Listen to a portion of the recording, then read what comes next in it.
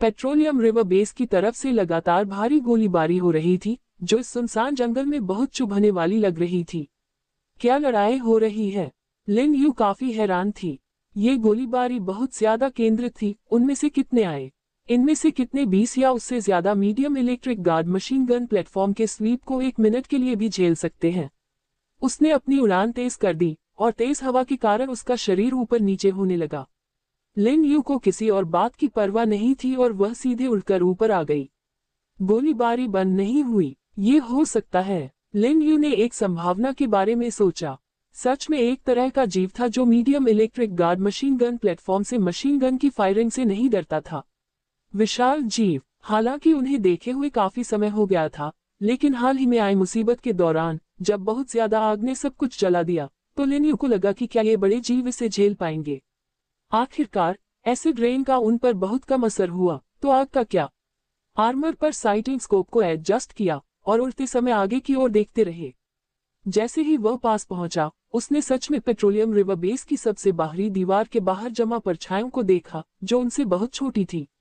विशाल जीव, वे यहाँ क्यों हैं? और इतने सारे क्यों? इन शकों को ध्यान में रखते हुए लिन यू ने अपनी स्पीड को लिमिट तक बढ़ा दिया। नीचे का काला जंगल तेजी से पीछे हट गया और वह पूरी स्पीड से उस तरफ भागा। जल्द ही बड़े जीवों की आकृतियां साफ होने लगी और लिन यू ने देखा कि medium guard machine gun platform लगातार उन पर आग उगल रहे थे। इसके साथ ही उसने उन बड़े जीवों के पीछे छिपकली आदमियों के ग्रुप को भी छिपा हुआ देखा। अरे, लिज़र्डमैन फिर से वापस आ गए हैं। लिन यू तेजी से उनके पास पहुंचा और उसी समय उसके फ्लाइंग आर्मर से ग्रेनेड दागे गए। धमाकों की आवाजों के बीच बड़े बड़े जीवों की दर्दनाक दहाड़ें भी थीं। 7 लिज़र्डमैन असल में इतने बड़े जीव ले आए। लिन यू ने इन मॉन्स्टर हाइब्रिड को देखा जो केकड़े, झींगे और दूसरी शेलफिश जैसे दिखते थे और उनकी समानता देखकर हैरान रह गई। मोटे शेल, हमले के लिए बड़े चिमटे और चलने फिरने के लिए जोर वाले बड़े पैर। सीपियों की परतों के अंदर दबी हुई आंखें काले बिंदुओं जैसी दिखती हैं। बड़े जीव कब से एक जैसे दिखने लगे। ग्रेनेड हमलों की पहली लहर के बाद लिन यू इन बड़े जीवों के पीछे उड़ गया और सीधे जमीन पर एक शेल्टर बना लिया। इसके साथ ही उन्होंने 20 मशीन डॉग्स भी छोड़े। उनका मकसद काफी आसान था, मैदान साफ करें। बड़े जीवों के पीछे छिपे लिज़र्डमैन सच में आंख का जाला। कमांड मिलते ही मशीन डॉग्स ने तेजी से हमला शुरू कर दिया। अलग अलग दिशाओं से तेजी से आगे बढ़ते हुए लगातार लिज़र्डमैन को मारते रहे। जहां तक लिन यू की बात है, उसने ब्लास्ट क्रॉसबो एरो सेटअप किया। तीर के सिरों से बंधा टीएनटी सिर्फ दिखाने के लिए नहीं था। हालांकि ये ब्लास्ट क्रॉसबो एरो एक शॉट में बड़े जीवों को नहीं मार सकते थे, लेकिन वे उनके शेल को तोड़ने के लिए काफी थे। जल्द ही 7 ब्लास्ट क्रॉसबो एरो के एक राउंड के साथ एक तीर लिन यू पर हमला कर रहे एक बड़े जीव को लगा, जिससे एक बहुत बड़ा धमाका हुआ। इस धमाके से एक बहुत बड़ी शॉकवेव पैदा हुई और कई बड़े जीव चौंक गए और अपनी हरकतों में कंफ्यूज हो गए। और जैसे ही सिस्टम ने उसे आपको प्लेटिनम ट्रेजर चेस्ट मिला है की आवाज के साथ बताया, लिन यू ने तुरंत एक बड़े जीव को मार डाला। फिर भी वह वहां नहीं रुका, बल्कि हवा में उड़ गया। अब उसके हाथ में 2 टीएनटी बम थे।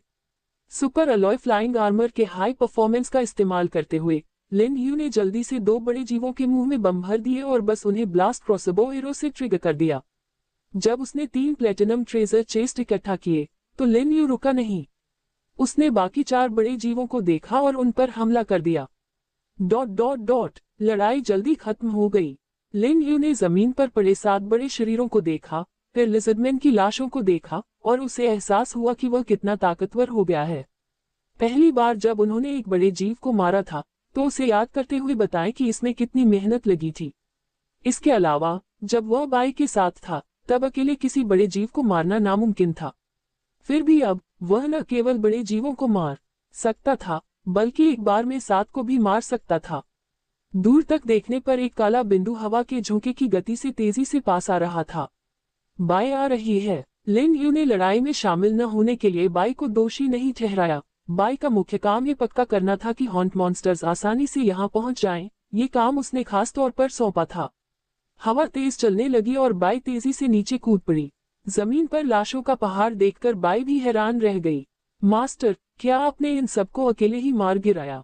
बाई ने मन ही मन सोचा। उसे बड़े जीवों की गंध आए ज्यादा समय नहीं हुआ था और वह जितनी जल्दी हो सका वहां दौड़ा और पाया कि मास्टर ने पहले ही 7 बड़े जीवों को मार गिराया था। 3 से 4 हजार लिजर्डमैन की लाशों को फिर से देखकर बाई समझ गया कि मास्टर की लड़ने की काबिलियत उसकी सोच से कहीं ज्यादा थी।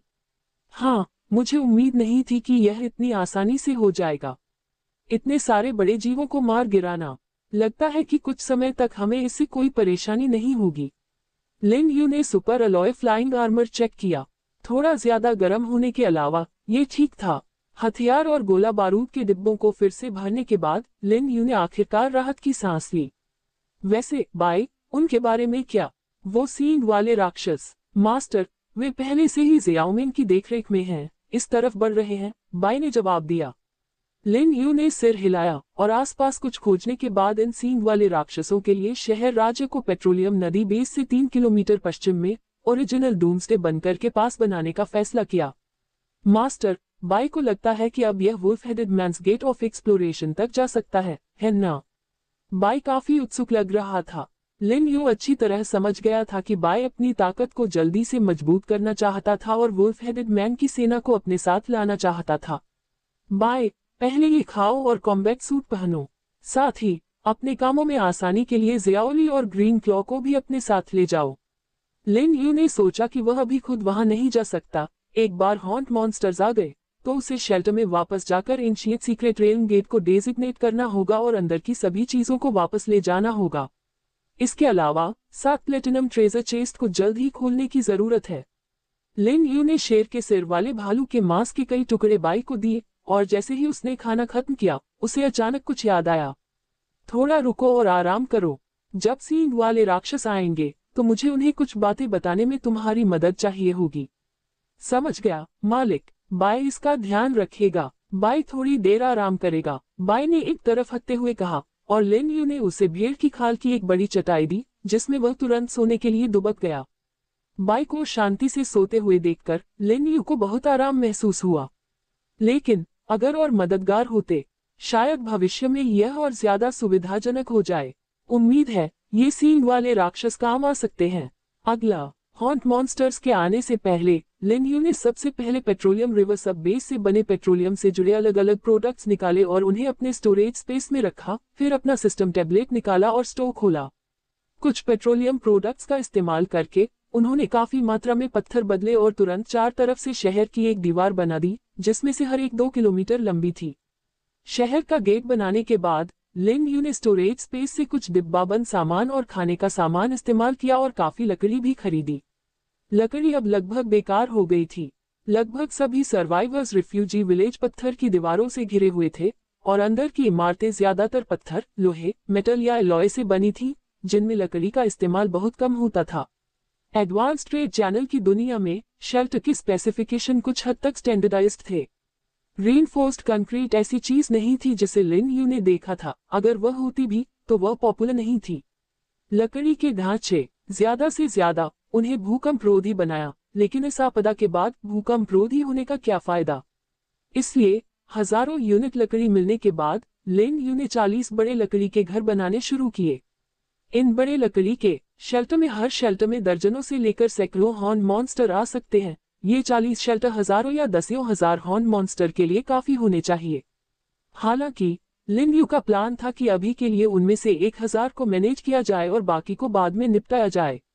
अगर ये 1000 लोग बहुत ज्यादा प्रॉब्लम वाले हैं तो दूसरों को लाने की कोई जरूरत नहीं है, लेकिन अगर वे काबिल हैं तो यह कोशिश बेकार नहीं जाएगी।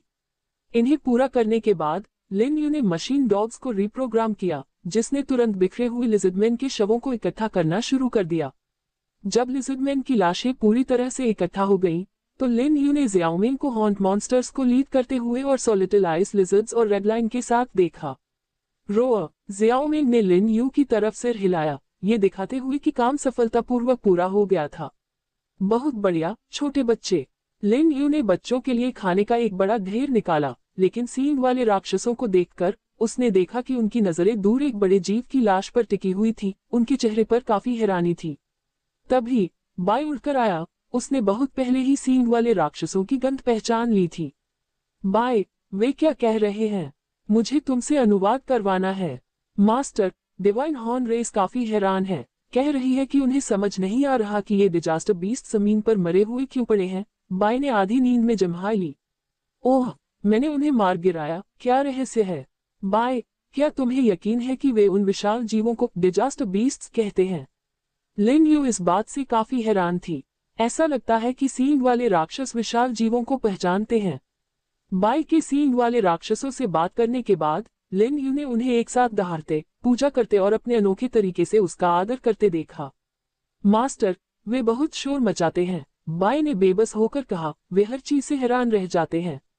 लेकिन डिवाइन हॉर्न रेस के 2 सींग वाले के अनुसार ये बड़े जीव पहले भी उनके इलाके में देखे गए थे, लेकिन वे उन्हें हरा नहीं पाए, इसलिए वे ऊपर घर नहीं बना सके, सिर्फ छिपने के लिए जमीन के नीचे या चट्टानों के बीच गुफाएं खोदते रहे। तो इसीलिए उन्हें डिजास्टर बीस्ट्स कहा जाता है। लिन यू को अभी भी डिजास्टर बीस्ट्स की शुरुआत ठीक से समझ नहीं आई थी, लेकिन वह समझ गया था कि हॉर्न मॉन्स्टर्स बड़े जीवों को क्यों नहीं हरा पाए। मास्टर, कहते हैं कि डिजास्टर बीस्ट्स जहां भी जाते हैं डिजास्टर लाते हैं, लेकिन एक बार जब वे मारे जाते हैं तो डिजास्टर गायब हो जाता है। हालांकि सिर्फ देवता ही डिजास्टर बीस्ट्स को मार सकते हैं। डिवाइन हॉर्न रेस की पौराणिक कथाओं में एक सर्वशक्तिमान देवता जो उनके पूर्वजों को उनके घर से यहाँ ले आया था, उसने अपने पूरे शरीर को ढकने वाला कवच पहन लिया था, और जो भी उसे चुनौती देने की हिम्मत करता था उसे खत्म करने के लिए तूफान और बिजली बुलाई थी। और इस देवता ने सब कुछ बनाया था। डिजास्टर बीस्ट्स को उसने उन लोगों को सजा देने के लिए बनाया था जो उसके आदेश नहीं मानते थे। बाई ने बोलना खत्म किया और एक गहरी सांस ली। बाई ने मालिक की ओर देखा, उसे लगा कि वह गहरी सोच में डूबा हुआ है। बाई समझ गई कि इस पर जरूर विचार करना चाहिए। Wolf headed man Lin Yu को भगवान भी कहते थे, और कहा जाता था कि इस भगवान ने पूरे शरीर का कवच पहना था और सब कुछ बनाया था। भेड़िया सिर वाले मनुष्य और दिव्य सींग जाति की कहानियां आपस में जुड़ी हुई थीं। शायद यही वह बात थी जिसके बारे में मास्टर सोच रहे थे। लिन यू ने कुछ देर सोचा, फिर अपना सिर उठाया। बाय, अब ये बात और साफ होती जा रही है, उसने डिवाइन हॉर्न रेस को देखते हुए कहा। मैं सोचता था कि क्या ये अजीब रेस उन खास या बड़े जीवों की तरह हैं जिन्हें बनाया गया है, लेकिन अब ये साफ है कि ऐसा नहीं है। हॉर्न मॉन्स्टर्स और वुल्फ हेडेड मैन को इंसानों की तरह ही उनके असली ग्रहों से किडनैप कर लिया गया था। और तथाकथित भगवान शायद इन सब के पीछे के बनाने वाले हैं। शायद उन्होंने अपने रोबोट या कुछ और भेजा हो। हा। लिन यू ने बाई की ओर मुड़कर कहा। उम्मीद है कि बाई कुछ और दिलचस्प आइडिया सुझाएगी। आखिरकार एक व्यक्ति के विचार 2 लोगों की तुलना में ज्यादा एकतरफा होते हैं। मास्टर, बाई को लगता है कि अगर ऐसा है तो इन 2 जातियों के अलावा और भी जातियां होनी चाहिए, है ना? बेशक, मैंने कैट हेडेड मैन या कोबोल्ड्स जैसी चीजों के बारे में सुना है, लेकिन देखा नहीं है कि वे कैसे होते हैं। लिन यू ने वर्ल्ड चैनल पर सर्वाइवर्स द्वारा गेट ऑफ एक्सप्लोरेशन में अपने अनुभवों के बारे में हुई चर्चाओं को याद किया। गेट ऑफ एक्सप्लोरेशन ने लंबे समय के अलगाव के बाद इंसानों और दूसरी जातियों के इलाकों को जोड़ा, लेकिन इसने इंसानियत को खुद से अलग कई बुद्धिमान जीवों के होने के बारे में भी अलर्ट किया। ये बुद्धिमान प्राणी दोस्ताना नहीं थे। भेड़िया सिर वाले आदमियों और सींग वाले राक्षसों का दिखाया गया सम्मान यहाँ लिन यू की शक्ति के कारण था। शुरू में जब वह वुल्फ हेडेड मैन के पास पहुंचा तो क्या उन्होंने लगातार हमलों के साथ उसका और बाई का लगातार पीछा नहीं किया? मास्टर, शायद भविष्य में हमें बहुत कुछ करना होगा। बाई को अचानक एहसास हुआ कि लिन यू के प्लान में इसकी बहुत जरूरी भूमिका है। सच में सड़क बहुत आगे तक फैली हुई है। लिन यू ने हॉर्न मॉन्स्टर्स की तरफ देखा, ये जानते हुए कि शायद चुनौतियां अभी शुरू हो रही हैं। यहाँ पेट्रोलियम रिवर बेस अचानक चहल पहल से भर गया।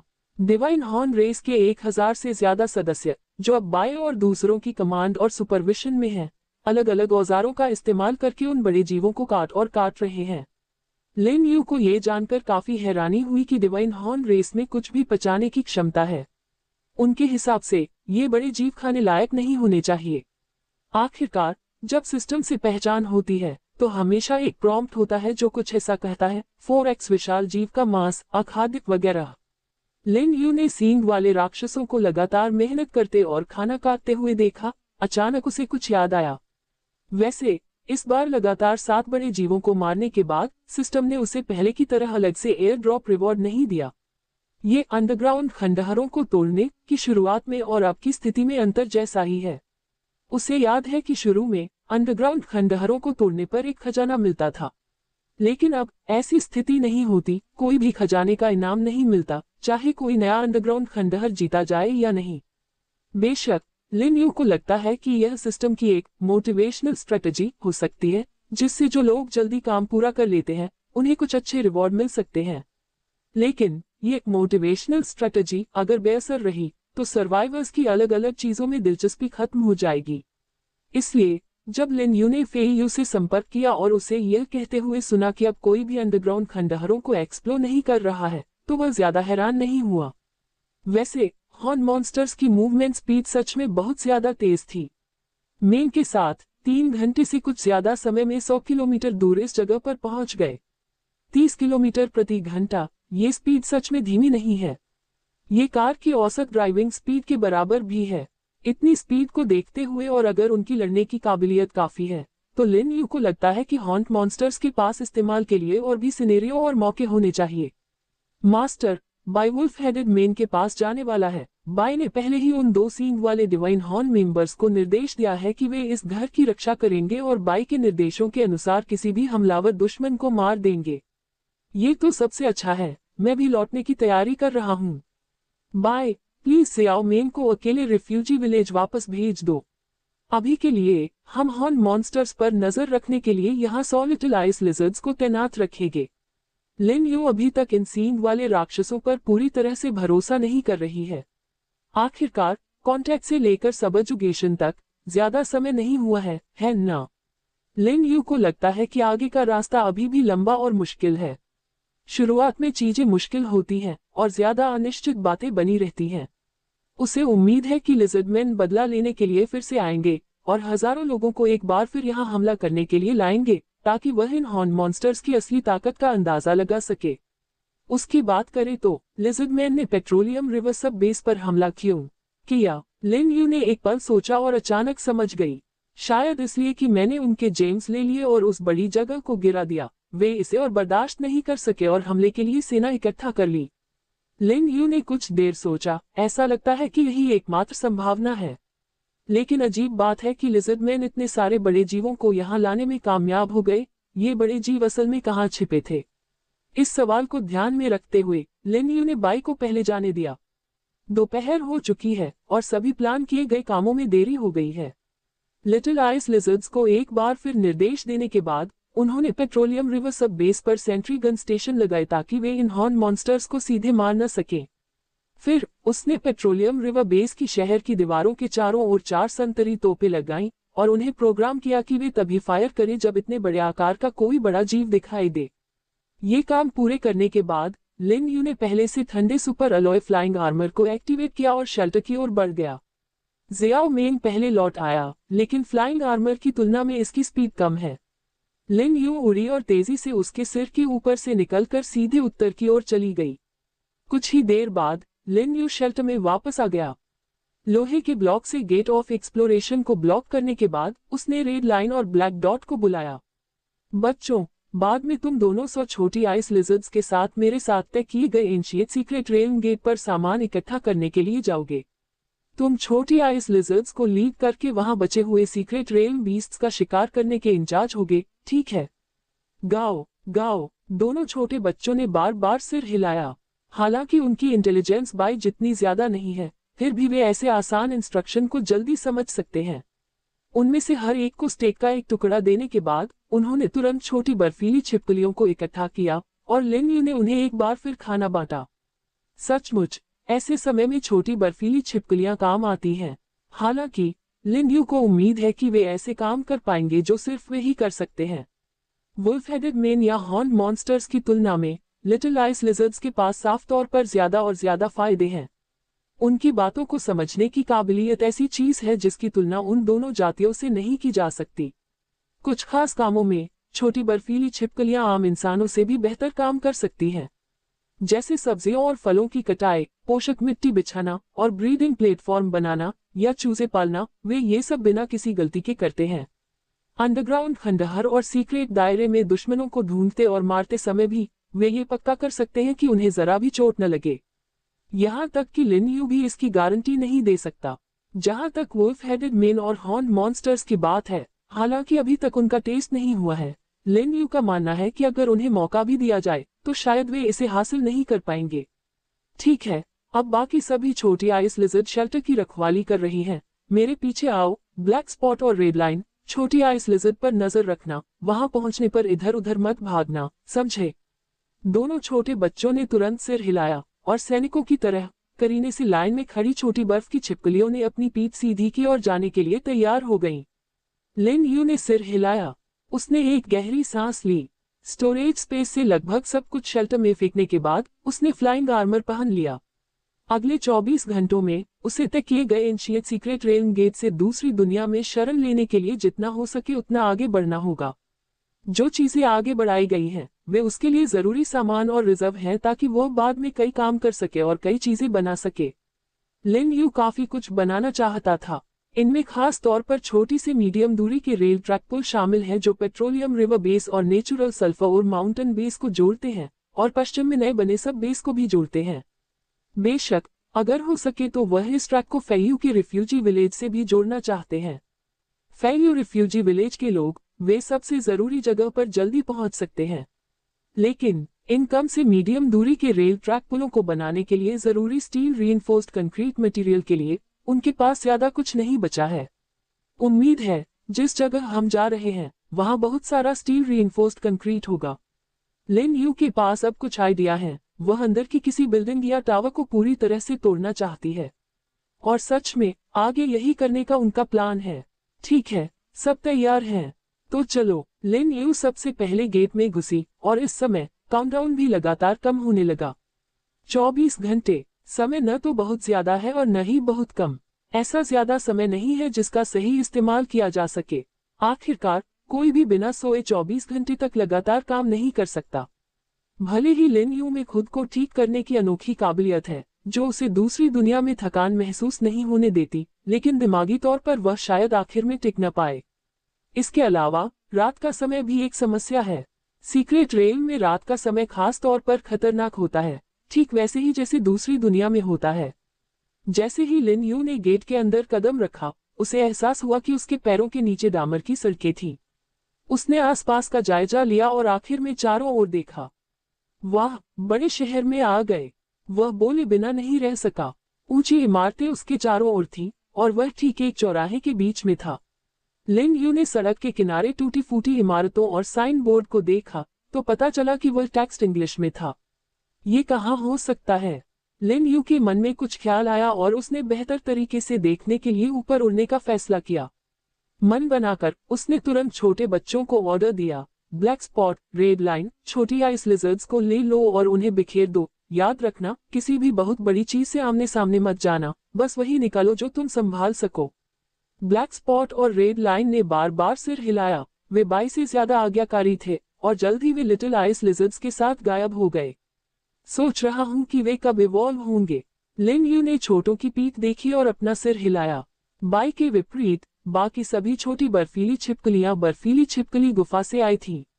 लिन यू ने आइस लिजर्ड गुफा से जो पहला बैच निकाला उसे बाई ने लीड किया, जिसमें black spot, green claw, little six और रेड लाइन शामिल थे। लेकिन अब तक सिर्फ बाई ही दूसरे स्टेज तक पहुंच पाया है, जबकि ब्लैक स्पॉट और दूसरे लोग काफी समय बीत जाने के बावजूद पहले स्टेज पर ही हैं। दूसरे लिटिल आइस लिजर्ड्स ने लड़ाई का बहुत ज्यादा अनुभव जमा कर लिया है।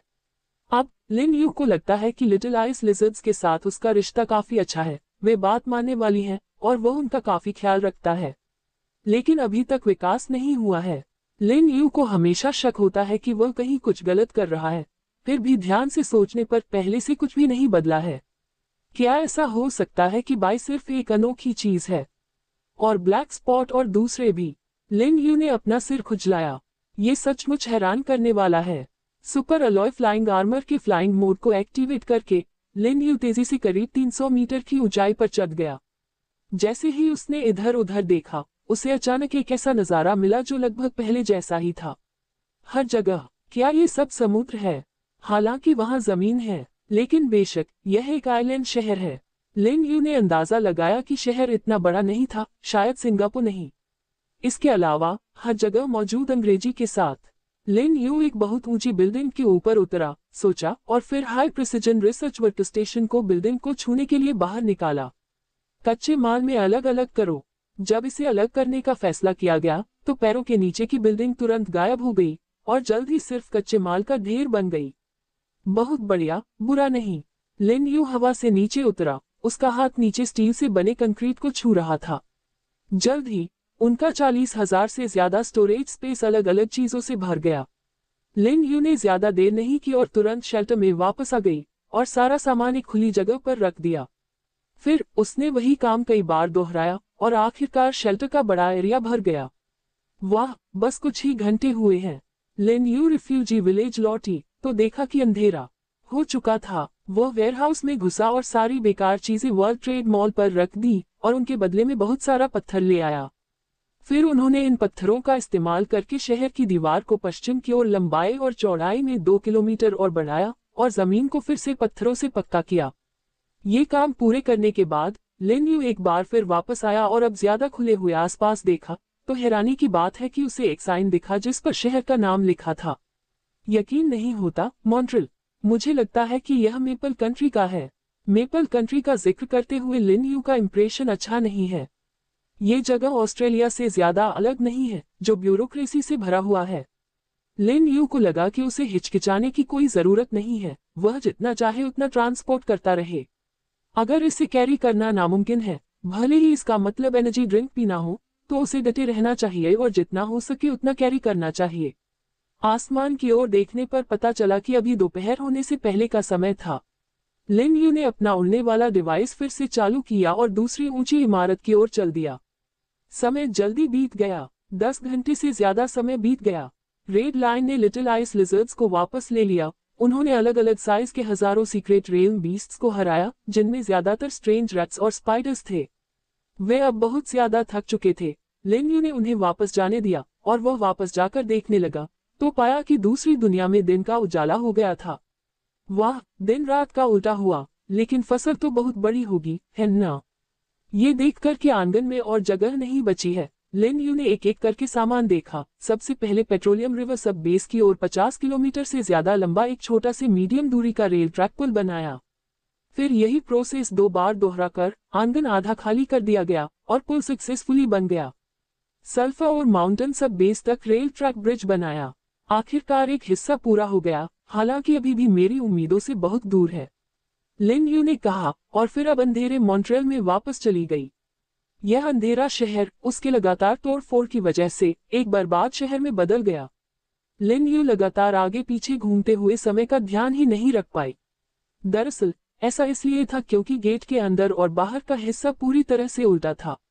जब वह दोपहर में पहुंचा तो सीक्रेट रेल के अंदर सुबह हो चुकी थी और जब सीक्रेट रेल में लगभग शाम हो चुकी थी तो दूसरी दुनिया में फिर से दिन हो चुका था।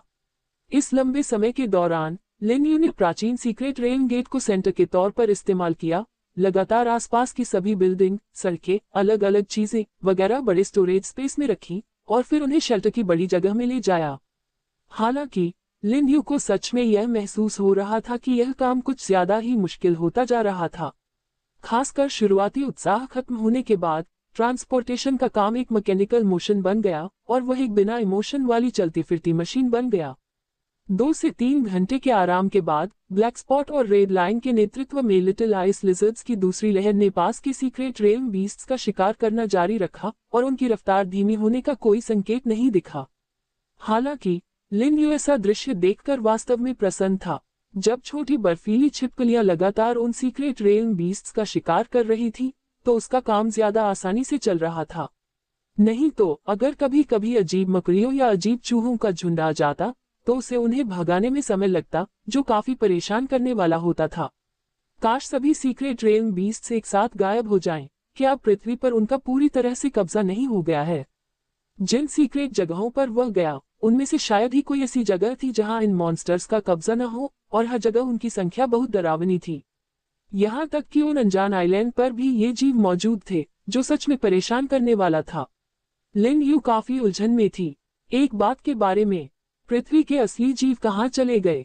साफ है कि पौधे अब भी वही थे, हालांकि कुछ पूरी तरह से गायब हो गए थे, लेकिन ज्यादातर पेड़ पौधे बचे हुए थे और कुछ जगहें तो पौधों का साम्राज्य बन गई थी, हरे भरे और हरियाली से भरी हुई। जो पेड़ पहले काफी छोटे दिखते थे उनमें भी इतने लंबे समय में जेनेटिक बदलाव हुए, वे बहुत ज्यादा लंबे हो गए, यहाँ तक कि टेढ़े मेढ़े और अजीब तरह से बढ़ने लगे। फिर भी कीड़े, जंगली जानवर और पक्षी कहीं नहीं दिख रहे थे। क्या ऐसा हो सकता है कि वे सब खत्म हो गए हों? या क्या उन सभी को एक साथ दूसरी दुनिया में ट्रांसफर कर दिया गया था? लेकिन दूसरी दुनिया में सिर्फ वही सिले हुए म्यूटेंट जीव थे। उम्मीद है शायद वे अभी भी धरती पर कहीं मौजूद हैं। अगर इंसान वापस आते हैं तो उनके लिए इन जीवों के बिना जिंदगी मुश्किल हो जाएगी। लिन यू को इस टॉपिक के बारे में ज्यादा जानकारी नहीं थी। उसने इकोलॉजिकल डिजास्टर के बारे में सुना था। अगर सच में ऐसा होता तो अगर इंसान वापस भी आ जाते तो उनके लिए बहुत मुश्किल होती। उन्होंने एक शेल्टर बनाया, फिर उसके अंदर लाइटें लगाईं और उन्हें गैसोलीन जनरेटर से जोड़ दिया। जब वह सामान वापस ले जा रहा था तो उसने सोचा कि सीक्रेट रेल में बहुत ज्यादा अंधेरा हो गया है और उसे कुछ रोशनी की जरूरत थी, इसलिए वह वहां से सामान और चीजें ले आया। ब्लैक स्पॉट और रेड लाइन ने लिटिल आइस लिजर्ड्स को शेल्टर में पहुंचा दिया। कोई भी गायब नहीं हुआ। सबने थोड़ी देर जमीन पर आराम किया और फिर लिन यू ने खाना निकाला और ब्लैक स्पॉट, रेड लाइन और लिटिल आइस लिजर्ड्स को पहले कुछ खाने के लिए बुलाया। छोटे बच्चों ने खाना चट कर लिया और लिन यू भी अलग नहीं थी। हालांकि उनकी फिजिकल ताकत में ज्यादा कमी नहीं आई थी, लेकिन वे पूरे दिन काफी बिजी रहते थे। जैसे ही उसने रोटी और मांस का एक बड़ा टुकड़ा खाया, अचानक सिस्टम से एक आवाज उसके दिमाग में गूंजी। आपके पालतू जानवर ने आपके साथ एक बॉन्डर एवोल्यूशन बना लिया है। विकास कौन? जैसे ही लिन यू सिस्टम पैनल चेक करना चाहता था, उसने अचानक देखा कि उनके बगल में एक नया हरा छोटा जीव दिखाई दिया जो ब्लैक स्पॉट और रेड लाइन के आकार का था। वाह, पता चला कि यह वही है जिसका नाम मैंने अभी तक नहीं बताया है। लिन यू हैरान था। उसने सच में अभी तक दूसरी छोटी बर्फीली छिपकलियों का नाम नहीं रखा था, क्योंकि उनकी संख्या 500 थी और नाम सोचना सच में बहुत दर्दनाक था। तो चलो तुम्हें लिटिल सेवन कहते हैं। नए नाम नहीं सोचना चाहती थी, इसलिए लिन यू ने नए बने छोटे जीव के लिए ये नाम इस्तेमाल करने का फैसला किया। उम्मीद के मुताबिक विकास आ गया था, लेकिन इससे पहले कि लिन यू इस खुशकिस्मत छोटी आइस लिजर्ड को खुश कर पाती या बधाई दे पाती, सिस्टम की आवाज अचानक लगातार आने लगी। आपके पालतू जानवर ने आपके साथ एक बॉन्डर एवोल्यूशन बना लिया है। आपका 100 छोटी बर्फीली छिपकलियों में से 36 अचानक विकसित हो गईं। क्या हुआ? Confused face. लिन यू कुछ हैरान थी। क्या हो रहा है? क्या अब एवोल्यूशन एक साथ आ रहा है? इसके अलावा अचानक बाद में बनी इन 35 छोटी बर्फ की छिपकलियों में से 30 उड़ने वाले ड्रैगन निकले। आप लोग, ये बहुत अच्छा है। एक सच्चे नेमिंग वेस्ट एक्सपर्ट के तौर पर लिन यू अब परेशान था। क्या उन्हें लिटिल एट से शुरू होने वाले पिछले नामों को जारी रखना चाहिए या उन्हें कोई नया नामकरण नियम लाना चाहिए? थोड़ी देर हिचकिचाने के बाद लिन यू ने आखिरकार लिटिल एट से लिटिल 43 नाम चुना। यह उसकी गलती नहीं है। एक असली नेमिंग वेस्ट एक्सपर्ट के पास कोई दूसरा ऑप्शन नहीं होता। ठीक है, क्योंकि हमारी लड़ने की ताकत अचानक इतनी बढ़ गई है, तो ये ट्रिप बेकार नहीं गई। चलो और खाओ। लिन यू लिटिल आइस लिजर्ड्स के विकास को लेकर बहुत उत्साहित और खुश था और वह इस खुशी को बाय और मेन के साथ शेयर करना चाहता था। मेन की बात करें तो पेट्रोलियम रिवर बेस से वापस आने के बाद से ये बंदा शेल्टर साइड की वफादारी से रखवाली कर रहा था। पहले की तरह नखरे नहीं कर रहा था और अब ये बहुत मैच्योर हो गया था। लिन यू को अभी भी याद है कि पिछली बार जब इस आदमी ने नखरे दिखाए थे तो वह सच में बहुत ज्यादा था, लेकिन अब इसके बारे में सोचने पर ऐसा लगता है जैसे ये कुछ दिन पहले ही हुआ हो। जल्दी ही छोटे लोगों ने अपना खाना खत्म किया और एक बार फिर लड़ाई में कूद पड़े, लेकिन प्यूरिफिकेशन की वजह से उनकी एफिशिएंसी पहले से काफी बेहतर हो गई थी। समय धीरे धीरे बीतता गया। लिन यू को आखिरकार महसूस हुआ कि उसके दिमाग में दर्द होने लगा है। इस लहर में उन्हें बहुत ज्यादा फायदा हुआ। अनगिनत स्टील और कंक्रीट, साथ ही बहुत सारे अलग अलग appliance, office supply, ceramic tableware, काम का फर्नीचर, मोटा कांच, अलग अलग मशीनें, अलग अलग हथियार वगैरह, इतने ज्यादा कि गिनना मुश्किल है। पिछली बार कंसाई इंटरनेशनल एयरपोर्ट की तुलना में मॉन्ट्रियल में साफ तौर पर ज्यादा अच्छी चीजें थीं। इसके अलावा पिछली लूटपाट के बाद लिन यू इस बार ज्यादा माहिर था। बेशक रेड बुल की उनकी खपत थोड़ी बढ़ गई थी। मैं रेड बुल पीकर सच में थक गया हूँ। अगर 24 घंटे की लिमिट में मुझे अंदर आने और बाहर निकलने में थोड़ी राहत मिले तो मैं इस शहर का कम से कम 1% खाली कर सकता हूँ, है ना? ताकत अभी भी सीमित है। लिन यू को लगा कि उसका 50,000 क्यूबिक मीटर से कम स्टोरेज स्पेस असल में बहुत छोटा है। काश उसके पास 1 million cubic metre storage space होता तो एक पूरी स्काईस्क्रेपर को हिलाना कोई प्रॉब्लम नहीं होती, है ना? लिन यू ने इस बारे में सोचा, लेकिन आखिर में खुद को मजबूर किया और एक इलेक्ट्रॉनिक्स मॉल से सारे अप्लायंसेस स्टोरेज स्पेस में पैक कर लिए। वो खुद को रोक नहीं पाया। ब्लैक डॉट और रेड लाइन को पीछे हटने का इशारा करते हुए सब लोग शेल्टर में लौट आए। समय पर नजर डालने पर अभी भी 3 घंटे और 21 मिनट बाकी थे, लेकिन लिन यू को पता था कि वह कोई सुपर आयरन मैन नहीं है। ये कंफर्म करने के बाद कि ब्लैक डॉट, रेड लाइन, सभी लिटिल आइस लिजर्ड और इवॉल्व नंबर 7 गेट पर वापस आ गए हैं, लिन यू ने अनगिनत रिसोर्स और खजानों से भरे एंशिएंट सीक्रेट रेल गेट को बंद कर दिया। बहुत थक गया यार, ये दिमागी थकान कोई मजाक नहीं है। लिन यू दरवाजे के फ्रेम से टिक गया। बाहर दोपहर की धूप महसूस करते हुए उसने एक गहरी सांस ली। अब उसे आराम करने के लिए महल के शेल्टर के अंदर स्पेस स्लीप पॉड में वापस जाने की बहुत जरूरत थी। लिन यू में स्टोरेज स्पेस में चीजों को अलग अलग वेयरहाउस में अरेंज करने और कैटेगरी में रखने या उन्हें बाहर जमीन पर रखने की पूरी ताकत नहीं थी। वह बस अच्छे से आराम करना चाहता था। लेकिन जैसे ही वह कैसल शेल्टर के एंट्रेंस की ओर जा रहा था, अचानक मशीन गन से फायरिंग की लहरें उठने लगी। क्या हुआ? आर्मर का फ्लाइंग मोड एक्टिवेट कर दिया और हवा में उड़ गया। उसी समय उसे अचानक पता चला कि लिजर्डमैन की एक बड़ी सेना गोलियों की बौछार के बीच उसके शेल्टर पर हमला कर रही है। हिम्मत! वे सच में थोड़े ज्यादा बड़े थे, है ना? लिन यू शहर की दीवार की तरफ भागा। उसने देखा कि लिजर्डमैन धीरे धीरे medium electric guard machine gun platform की शूटिंग रेंज से पीछे हट रहे हैं और तेज गोलीबारी धीरे धीरे बंद हो गई। क्या स्थिति है? लिन यू फिर से ऊंचाई पर उड़ गया और चारों ओर देखने लगा। छिपकली के लोग पहाड़ों या समुद्र की तरह सभी दिशाओं से इकट्ठा हो रहे थे। हे भगवान, क्या उन्होंने सचमुच घोंसला खाली कर दिया? लिन यू ने मोटे तौर पर अनुमान लगाया कि उनकी संख्या हजारों में थी। वे अचानक दौड़कर क्यों आए?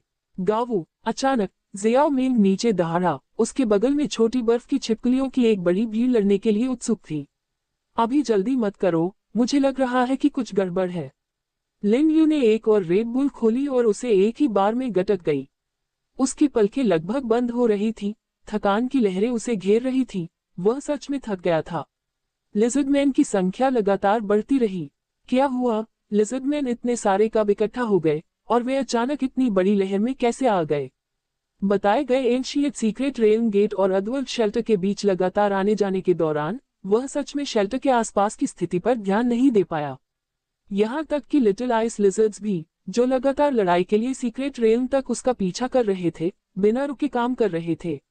मेंग होगी। बाकी लोगों की बात करें तो असल में वे या तो पूरी तरह थक चुके हैं या पूरी तरह थक चुके हैं।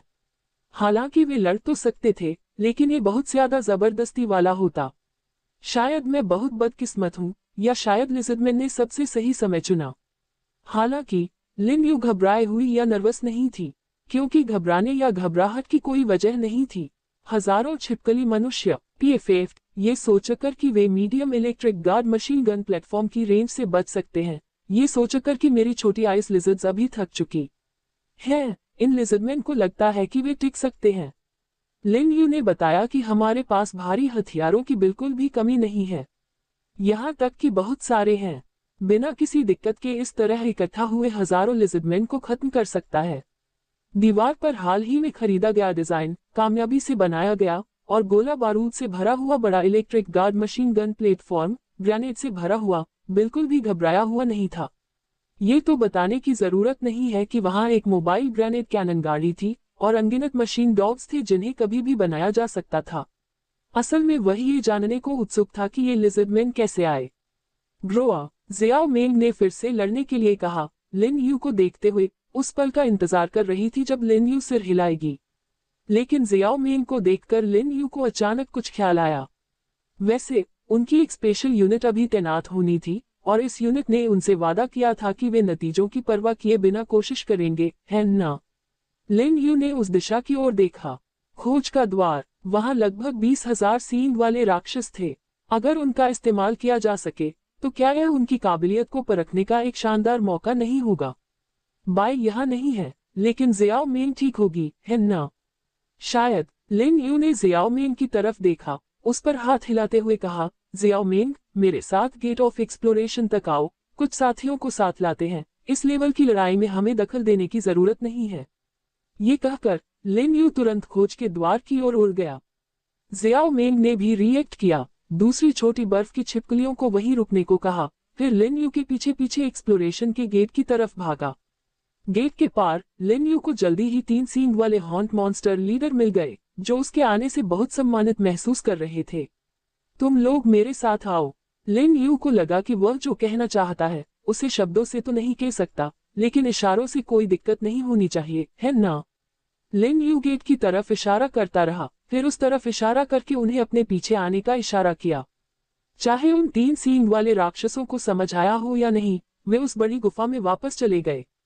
लिन यू ने थोड़ी देर इंतजार किया। जल्द ही उसे एहसास हुआ कि उसी समय सींग वाले राक्षसों के बड़े ग्रुप अलग अलग चीजों को गले लगाते हुए गुफा से बाहर निकले। कुछ लोग तो फर्नीचर या काम करने के औजार जैसी काफी मात्रा में चीजें भी लाए। ओह माय गॉड, क्या वे सच में समझ गए? हालांकि लिन यू को नहीं लगता था कि उसकी भाषा की प्रतिभा बाई के 10वें हिस्से के बराबर भी है, लेकिन श्याओ मिंग और भी हैरान थी, लेकिन ऐसा लगता है कि यह काम कर गया। जल्दी ही 3 सींग वाला राक्षस सभी सींग वाले राक्षसों के सामने आ गया। लिन यू ने सिर हिलाया। आगे चल रही थी 3 सींग वाले हॉन्ट मॉन्स्टर लीडर ने सभी हॉन्ट मॉन्स्टर्स को ले लिया और ज़ियाओ मिंग ने पीछे से कवर किया। एक शक्तिशाली ग्रुप एक्सप्लोरेशन के लिए गेट पर आ गया। गेट के पार उसका शेल्टर था। लिन यू को कुछ अजीब सा लगा। शुरू में वह पहले 1000 का असर टेस्ट करना चाहते थे, लेकिन एक्सपेरिमेंट शुरू होने से पहले ही लगभग 20,000 हॉर्न मॉन्स्टर्स आ गए। वह गेट के अंदर गया। पहला सींग वाला राक्षस उसके पीछे आया, तुरंत दूसरा, फिर तीसरा, फिर चौथा। दूसरी दुनिया के शेल्टर में ज्यादा से ज्यादा सींग वाले मॉन्स्टर दिखाई देने लगे, जो धीरे धीरे छोटी बर्फीली छिपकलियों की निगरानी में तितर बितर हो गए। लिन यू ने बहुत सारा सामान अपने अपने गोदामों और दूसरी जगहों पर रख दिया। एक्सप्लोरेशन गेट के पास से सब कुछ हटा दिया, उन्हें और दूर ढेर कर दिया और 20,000 के लिए जगह बना ली। और उसी समय कुछ काली आकृतियां तेजी से आसमान में उड़ गईं। बाय और बाकी लोग भी आ गए। तो आगे यह आसान होगा। विशाल उड़ने वाला ड्रैगन 2 छोटे ड्रैगन के साथ तेजी से लिन यू के शेल्टर के बीच में उतरा। बाय ने अपना सिर उठाया, डिवाइन हॉर्न रेस को हथियारों, औजारों या अलग अलग चीजों के साथ देखा और इस ऑपरेशन के पीछे मालिक का इरादा समझ गया। मास्टर, भेड़िए जैसे दिमाग वाले लोगों से लगभग निपटा जा चुका है, लेकिन वापस आते समय हमने यहाँ छिपकलियों का झुंड देखा। वे यहाँ कैसे पहुंचे? छिपकलियों को देखकर काफी हैरान थी। इसके अलावा उनकी संख्या वाकई बहुत ज्यादा थी। भेड़िया जैसे दिमाग वाले लोगों से लगभग निपटा जा चुका है। आप कितनी दूर आ गए हैं? लिन यू ने जोर से जम्हाई लेते हुए बाई से पूछा। आज के दिन और उससे भी ज्यादा। बाई ने उन भेड़िए जैसे नेताओं को लीड किया जिन्होंने पहले मालिक के प्रति वफादारी की कसम खाई थी और सेना को लीड करके लगभग 100 शहरों पर कब्जा कर लिया। लेकिन मालिक, बाई को लगता है कि मालिक को खुद जाकर उन भेड़िए जैसे लोगों को पूरी तरह से काबू में करना होगा, नहीं तो भले ही हम उनके शहरों पर कब्जा कर लें, वे पूरी तरह से हार नहीं मानेंगे। बाई ने उन सींग वाले राक्षसों पर एक और नजर डालते हुए कहा। डिवाइन हॉर्न रेस के उलट भेड़िए जैसे दिमाग वाले लोगों में साफ तौर पर ज्यादा विचार और पक्का पक्का इरादा होता है। क्या ऐसा है? इससे मुझे इसे चेक करने की और उत्सुकता हो रही है। बाय, चलो पहले तुरंत के काम निपटाते हैं। भेड़िए जैसे दिमाग वाले लोग थोड़ा इंतजार कर सकते हैं, जल्दी करने की कोई जरूरत नहीं है। एक बार जब हम इन छिपकलियों से निपट लेंगे तो मुझे एक अच्छी नींद लेनी है। लिन यू ने फिर से जम्हाई लेते हुए कहा। वह बहुत ज्यादा थक गया था। उसने फिर से रेड बुल का कैन खोला और एक ही बार में गटक गया। लिन यू को लगा कि वह ज्यादा से ज्यादा 1 घंटे और टिक सकता है। देर तक जागना कभी भी उनकी खासियत नहीं थी और लगातार मैकेनिकल काम और ट्रांसपोर्टेशन के कामों के दोहरे दबाव ने उन्हें इसे झेलने में और भी कम काबिल बना दिया। लिन यू आह भरने से खुद को रोक नहीं सका। अगर उसकी खुद को ठीक करने की क्षमता उसकी देर रात की दिक्कतों को थोड़ा बेहतर कर सके तो बहुत अच्छा होगा। बाई ने सिर हिलाया। इससे पता चलता था कि मालिक बहुत थके हुए और कमजोर थे। बाई समझ गया, तो चलो पहले इन छिपकली वालों के बारे में बात करते हैं। मास्टर, बाई ने लिन यू से कहा और 3 सींग वाले लीडर्स को इशारा किया, जो जल्दी से वहां पहुंच गए। मास्टर, बाई उनसे बात करेगी। मास्टर को उन्हें कुछ हथियार देने चाहिए, ये बेहतर होगा, बाई ने सुझाव दिया। वास्तव में हथियार? लिन यू ने सींग वाले राक्षसों के हाथों में पकड़े हथियारों को देखा। अलग अलग तरह की चीजें, लेकिन ज्यादातर ऐसी चीजें जैसे माचेटे और धनुष जो उनके लिए बिल्कुल सही नहीं थे। लिन यू ने पेट्रोलियम रिवर बेस की ओर माइग्रेट करने वाले 1000 सींग वाले राक्षसों की आखिरी लहर से उनकी कुछ ताकतें सीखी थीं। 4 आंखों और मजबूत हाथ पैर वाले इन जीवों में बहुत तेज और शक्तिशाली दौड़ने की क्षमता होती है। माचे और धनुष की तुलना में लंबे हाथापाई वाले हथियार इन जीवों के लिए ज्यादा बेहतर थे। हालांकि करीब 20,000 हथियारों की मांग। हालांकि सींग वाले राक्षसों में नर और मादा, बूढ़े और जवान सभी थे, लेकिन अगर वे परफॉर्म करना चाहते तो वे शायद एक पल में ही बाहर निकल आते। सिर्फ मैं ही इतने सारे हथियार एक साथ बना सकता हूँ, है ना? लिन यू ने जल्दी से अलग अलग सामान इकट्ठा किया और तुरंत मैन्युफैक्चरिंग का फैसला किया। आपको iron spear outstanding quality X1 मिला है। आपने प्राप्त किया है। जैसे जैसे आवाज गूंजती रही, लिन यू के स्टोरेज स्पेस में रखे लकड़ी और लोहे के ब्लॉक गायब होते रहे। असल में सिर्फ आउटस्टैंडिंग आयरन स्पीयर ही सींग वाले मॉन्स्टर्स के फायदों को ज्यादा से ज्यादा बढ़ा सकता है। लिन यू ने अपने हाथ में एक शानदार लोहे का भाला पकड़ा हुआ था और वह बाई की ओर देख रहा था। जब लिन यू बिजी थी तो वह छोटा लड़का उन सींग वाले मॉन्स्टर्स से बातचीत करता रहा। सच में, बाई के बिना उसे हर चीज के लिए बॉडी लैंग्वेज का सहारा लेना पड़ता। ये काफी परेशानी वाली बात होगी। अगर कोई गलती हो जाए जिससे गलत मतलब निकले या गलतफहमी हो तो उसे संभालना सच में आसान नहीं होगा। लिन यू ने गहरी सांस ली और कोशिश की कि उसे नींद न आए। उन्होंने शानदार लोहे के भाले बनाना जारी रखा और उन्हें जमीन पर रख दिया ताकि सींग वाले राक्षसों के लिए उन्हें उठाना आसान हो जाए। मास्टर, बाई ने उनसे थोड़ी देर बात की है। उन्हें पता है कि बाहर दुश्मन है और वे इसे मास्टर को अपनी लड़ाई की ताकत दिखाने का सबसे अच्छा मौका समझ रहे हैं। उन्होंने सब बाहर जाकर लड़ने का फैसला किया है। मास्टर, अगर हथियार तैयार हैं तो वे कभी भी बाहर जाकर जीत सकते हैं।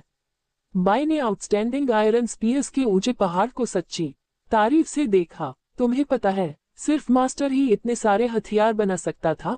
बाई को नहीं लगता था कि मास्टर के अलावा कोई और इतना जबरदस्त हो सकता है। अब समय आ गया है। मैंने गिनती नहीं की है कि कितने हैं। बाई, उनसे पहले हथियार उठाने को कहो। हमें तेजी दिखानी होगी। हमें जल्द ही पता चल जाएगा कि वे कितने काबिल हैं, है ना? लिन यू ने कहा। आउटस्टैंडिंग आयरन स्पीयर्स का प्रोडक्शन जारी रखते हुए अगले स्टेप्स का भी हिसाब लगाया। अगर ये लोग पावरफुल हैं तो यह नेचुरली सबसे अच्छा है। इससे उसे परेशानी से बचाया जा सकेगा। उस समय वो प्लग एंड प्ले के जरिए एक अच्छी हाई लेवल कॉम्बैट फोर्स बना सकता था।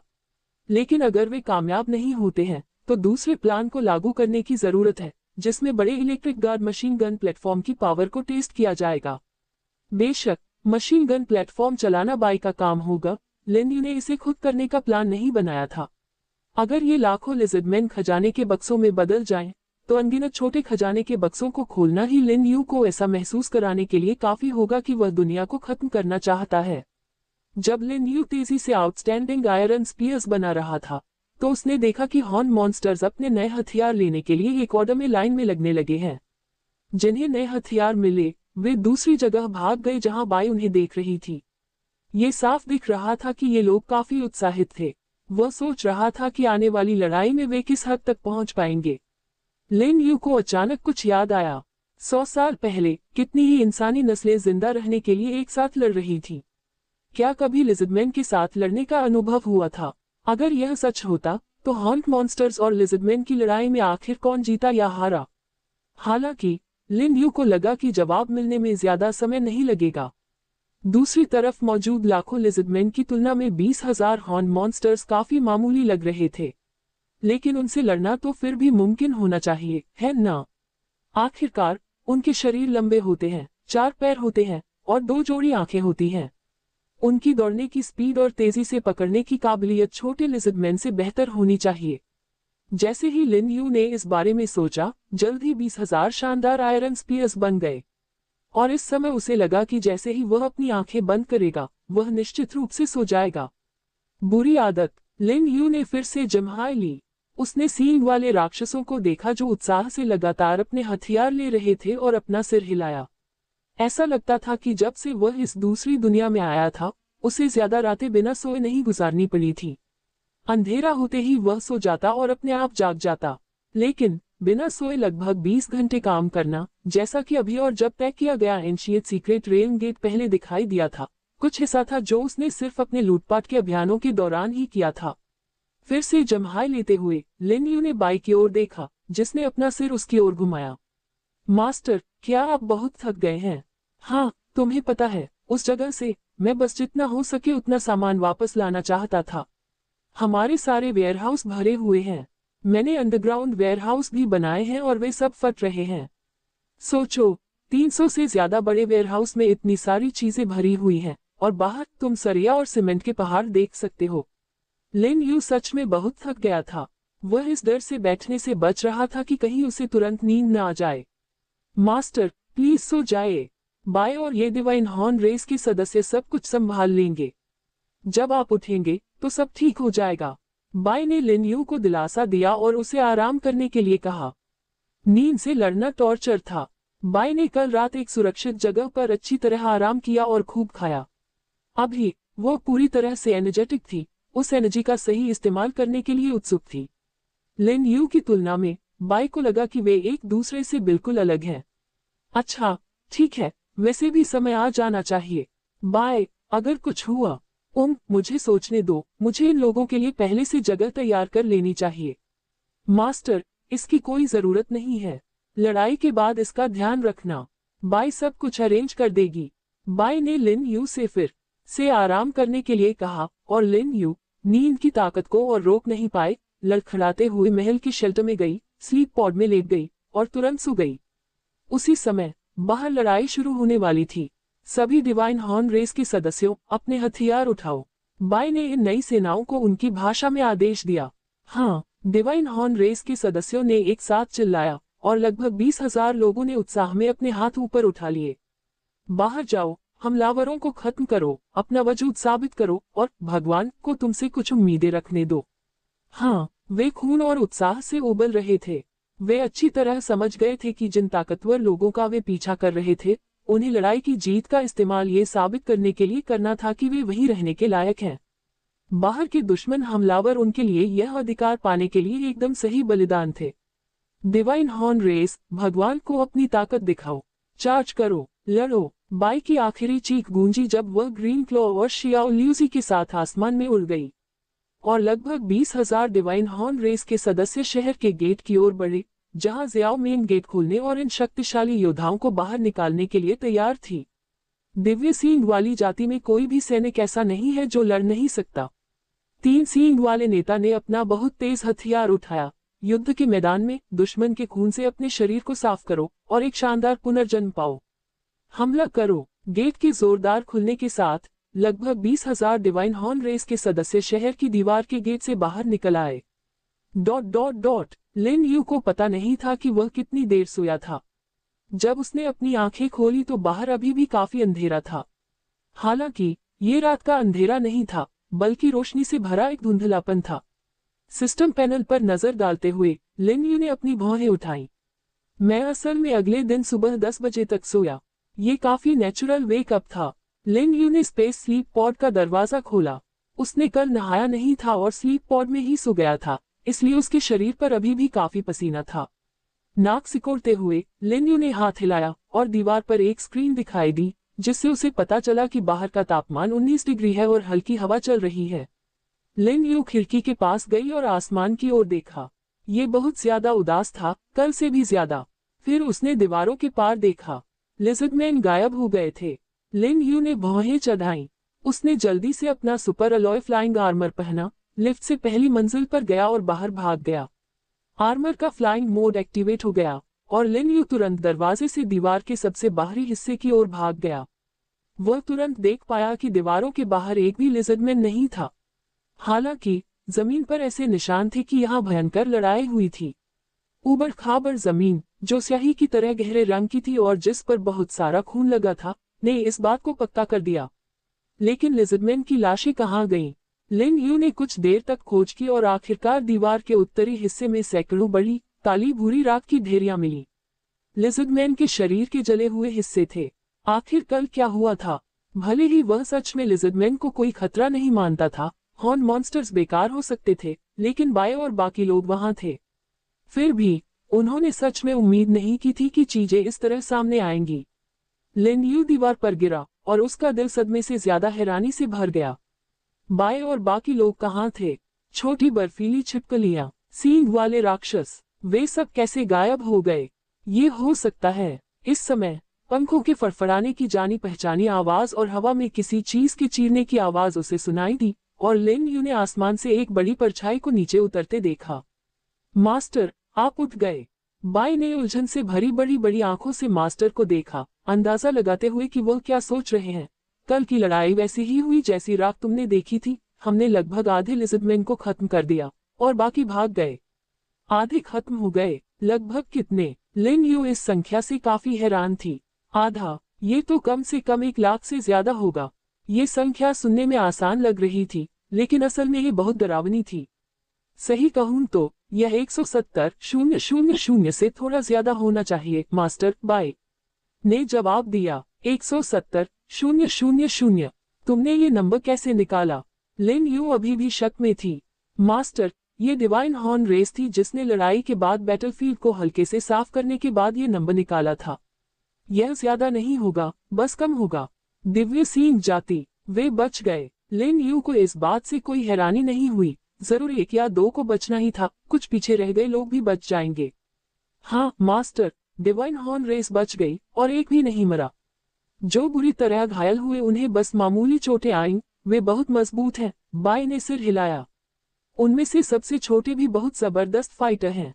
वे बहुत तेज और ताकतवर हैं। आपके दिए हथियारों से लिज़र्डमैन उनका सामना करने में बिल्कुल नाकाम रहे और पूरी तरह से हार गए। लिन यू अब पूरी तरह से हैरान रह गई। तुमने क्या कहा? एक भी नहीं खोया। बाय, क्या तुम्हें पक्का पता है क्या हो रहा है? सींग वाले राक्षस? नहीं, दिव्य सींग वाली जाति। क्या वे बहुत खतरनाक हो सकते हैं? मुझे पहले लगता था कि वे बहुत नाकाबिल हैं। क्या इसका कारण ये हो सकता है कि हम बहुत ज्यादा मजबूत हैं? लिन यू को अचानक कुछ समझ में आया। पहले उसने सोचा था कि दिव्य हॉर्न रेस बहुत ही दयनीय है। बाय आसानी से उनमें से 4 को पकड़ सकता था, जिसमें उनका नेता भी शामिल था, और वह खुद भी बिना किसी परेशानी के दूर से उनके नेता को गोली मार सकता था। ऐसा लग रहा था कि ये लोग बहुत कमजोर थे, गुस्से की हद तक कमजोर।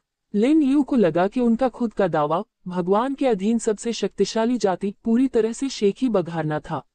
और उनके इस कथन, हम केवल अपने से शक्तिशाली जाति की ही बात मानते हैं, से लिन यू को लगा कि कोई भी जाति उनसे अधिक शक्तिशाली हो सकती है। लेकिन अभी, इस समय, अपने सामने सैकड़ों जलते हुए लिज़र्डमैन के छोड़े निशान भी देखे, तब उसे एहसास हुआ कि उसका फैसला पूरी तरह गलत था। असल में, ऐसा नहीं था कि डिवाइन हॉर्न रेस बहुत बेकार थी, बल्कि वह और बाई बहुत ज्यादा ताकतवर थे। बख्तरबंद यूनिट से लेस स्क्वाड से न हो, उसे रोकना मुश्किल होगा। बाई की लंबी दूरी तक उड़ने की क्षमता, साथ ही कम दूरी तक गोता लगाने और तेजी से दौड़ने की क्षमता, उसके पंजों, पूंछ के ब्लेड और पंखों के ब्लेड की ताकत को ज्यादा से ज्यादा बढ़ा सकती है। अगर बाई के पास तेज ब्लेड या कुछ ऐसा ही होता, तो हजारों लिज़र्डमैन को खत्म करने में शायद कुछ ही मिनट लगते। और सुपर एलॉय फ्लाइंग आर्मर के साथ उसे पहले से ही फ्री एरियल मैनूवरिंग में एक बड़ा फायदा मिल गया था, जबकि फ्लाइंग आर्मर पर लगे अलग अलग हथियारों ने इस फायदे को डरावना बना दिया था। लिन यू हर तरह के हथियारों में माहिर था, और अलग अलग दुश्मनों के खिलाफ अलग अलग तरह के हथियारों का इस्तेमाल करके वह बहुत ज्यादा हावी हो सकता था, और दुश्मनों को इतना दबा सकता था कि वे सांस भी नहीं ले पाते थे। और तो और, वह कभी भी अपने स्टोरेज स्पेस से ताकतवर गर्म हथियार निकाल सकता था, जिससे दुश्मन तुरंत भयानक बमबारी में डूब जाते थे। हालांकि लिन यू को घमंड पसंद नहीं था, लेकिन इतना कहना काफी है कि दूसरी दुनिया से हथियार लेकर आने वाली टीमों का सामना करते हुए भी वह कम से कम बिना किसी नुकसान के बच निकलता था। ठीक वैसे ही जैसे पिछली बार जब उन्होंने फेयू रिफ्यूजी विलेज को घेर लिया था, क्या वैसा नहीं हुआ था? उस समय सुपर अलॉय फ्लाइंग आर्मर इतना मजबूत भी नहीं था जितना अब है। अगर वह अभी का फ्लाइंग आर्मर इस्तेमाल करता, तो वे लोग शायद 10 मिनट से भी कम समय में खत्म हो जाते, और इसके लिए इतना समय भी नहीं लगता। मास्टर, डिवाइन हॉर्न रेस सच में एक बहुत ताकतवर रेस है। उनके लड़ने का तरीका बहुत दिलचस्प है। वे अपनी फिजिकल खूबियों का पूरा इस्तेमाल करते हैं। उनकी स्पीड इतनी है कि लिज़र्डमैन उन्हें छू नहीं सकते, और उनका जबरदस्त असर लिज़र्डमैन को रोक नहीं पाता। उन्होंने मास्टर के बनाए नए हथियारों का इस्तेमाल करना भी सीख लिया है और जल्दी से अपना लिया है। बाई ने गर्व से अपने पंख फड़फड़ाते हुए कहा, जैसे वह अपने मालिक लिन यू के लिए खुश हो। क्या ऐसा है? ऐसा लगता है कि यह झुंड काफी काम का हो सकता है। लिन यू ने डिवाइन हॉर्न रेस के असली लड़ाई के सीन नहीं देखे थे, लेकिन बाई के दिखाने से वे बहुत शानदार लग रहे थे। असल में मास्टर, बाई को लगता है कि वुल्फ हेडेड मेन की तुलना में वे ज्यादा तेज हैं और कम दूरी की लड़ाई के लिए ज्यादा सही हैं, और लड़ाई के मैदान में उनकी ताकत जबरदस्त है। लिन यू ने सिर हिलाया। ऐसा लगता था डिवाइन हॉर्न रेस की तुलना युद्ध के मैदान में घुड़सवार सेना से की जा सकती है। अगर उनके पास धनुष हो तो वे घुड़सवार तीरंदाज होंगे, और अगर उनके पास हल्के हथियार हों तो वे हल्के घुड़सवार होंगे। वुल्फ हेडेड मेन की बात करें तो वे रेगुलर पैदल सेना की तरह थे, जिनके पास मीडियम शॉर्ट डिस्टेंस पर मजबूत ग्रुप कॉम्बैट कैपेबिलिटी थी। उनकी आर्टिलरी का इस्तेमाल किया जा सकता था, हालांकि यह बहुत ज्यादा खतरनाक नहीं थी, लेकिन अटैक रेंज थोड़ी कम थी। अगर वुल्फ हेडेड मेन और डिवाइन हॉर्न रेस को ऑर्गेनिकली मिलाया जा सके, लिन यू ने एक पल के लिए कल्पना की। दूसरी तरफ लाखों लिज़र्डमैन थे, जबकि डिवाइन हॉर्न रेस पहले आगे बढ़ेगी, उसके बाद वुल्फ हेडेड मेन का दूसरा हमला होगा। नजारा बहुत खूबसूरत लग रहा था। जहां तक उसकी बात है, उसे कुछ और करने की जरूरत नहीं होगी, बस पीछे बैठना होगा या आसमान में उड़कर एक आरामदायक जगह ढूंढनी होगी और शो देखना होगा। बाय, ये काबिल लोग अब कहाँ हैं? मैं उनसे मिलने के लिए बहुत उत्सुक हूँ। लिन यू ने चारों ओर देखा, लेकिन उसे दिव्य सिंह जाति का कोई निशान नहीं मिला। मास्टर, वे अब उस शहर में हैं जो मास्टर ने उनके लिए बनाया था, और ऑर्डर का इंतजार कर रहे हैं। बाई ने दक्षिण की ओर इशारा करते हुए कहा, यह पेट्रोलियम नदी सब बेस की दिशा में था, ठीक वही जगह जहां लिन यू ने डिवाइन हॉर्न रेस के लिए कई शेल्टर बनाए थे। पेट्रोलियम रिवर सब बेस पर। लिन यू ने सिर हिलाया और सीधे उस जगह की ओर चल पड़े जहां उन्होंने medium short range rail system बनाया था। वहां पहुंचने के लिए सुपर एलॉय फ्लाइंग आर्मर की जरूरत नहीं थी। लिन यू ने ट्रेन का दरवाजा खोला और बाई भी उसके साथ आ गई। ट्रेन के चलने से पहले लिन यू को अचानक कुछ याद आया। ठीक है, मेन के बारे में क्या? मास्टर, वह पहले से ही वहां है। ऐसा लगता है कि डिवाइन हॉर्न रेस उसे बहुत पसंद करती है और मेन को जनरल कहकर बुलाती है। जनरल, ओह वाह, मेन काफी पॉपुलर लग रहा है। लिन यू ने इसकी उम्मीद नहीं की थी। उसने सोचा था कि बाई को डिवाइन हॉर्न रेस ज्यादा अहम और ताकतवर मानेगी। उसने यह अंदाजा नहीं लगाया था कि मेन को ज्यादा पसंद किया जाएगा। हाँ, लिटिल फियर्स काफी प्रभावशाली है। जब डिवाइन हॉर्न रेस लिज़र्डमैन के बड़े ग्रुप पर हमला कर रही थी, तो लिटिल फियर्स भी आगे बढ़ गया। युद्ध के मैदान में लिटिल फियर्स की लड़ाई की ताकत ने डिवाइन हॉर्न कबीले को बहुत प्रेरित किया, इसलिए लिटिल फियर्स उनका जनरल बन गया।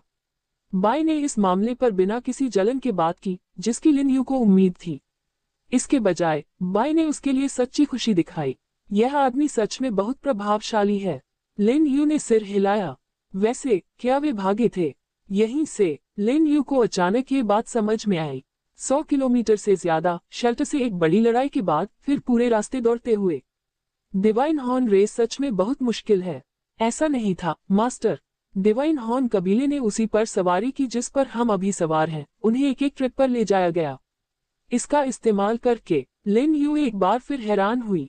क्या हाल है मेरी मीडियम शॉर्ट डिस्टेंस ट्रेन? इसे कौन चला रहा है? ये हो सकता है मास्टर, बाई गाड़ी चला रहा है, धीरे धीरे उन्हें ले जा रहा है। बाद में ग्रीन क्लॉ और लिटिल सिक्स को बाई ने सिखाया और फिर बाई ने उन्हें डिवाइन हॉर्न कबीले के लोगों को ले जाने का काम दिया। बाई ने समझाया, वाह, ड्राइविंग स्किल्स सिखा रहे हैं। लिन यू ने कभी नहीं सोचा था कि यह ट्रेन बाई चलाएगी। हालांकि यह असल में काफी आसान है, लेकिन उन्होंने कभी उम्मीद नहीं की थी कि बाई इसे सीख पाएगी। ट्रेन के दरवाजे धीरे धीरे बंद हो गए। लिन यू आरामदायक बड़ी सीट पर बैठ गया, जबकि ड्रैगन राइडर बाई ऑपरेटर की सीट की तरफ दौड़ा, अपने बड़े पंजों से कुछ बटन दबाए और ट्रेन धीरे धीरे आगे बढ़ने लगी। स्टेशन से निकलने के बाद स्पीड पकड़ ली। ट्रेन एलिवेटेड ब्रिज ट्रैक पर आसानी से चल रही थी। बाई उन बटनों को अच्छे से दबा रही थी, सच में एक अनुभवी ऑपरेटर की तरह। लिन यू ने खिड़की से बाहर रेगिस्तान के अंतहीन काले भूरे नजारे को देखा और अपनी आंखें बादलों से ढके आसमान की ओर घुमाई। ये खतरनाक बादल अजीब लग रहे हैं। लिन यू को कल से लगने लगा था कि ये बादल सच में अजीब हैं।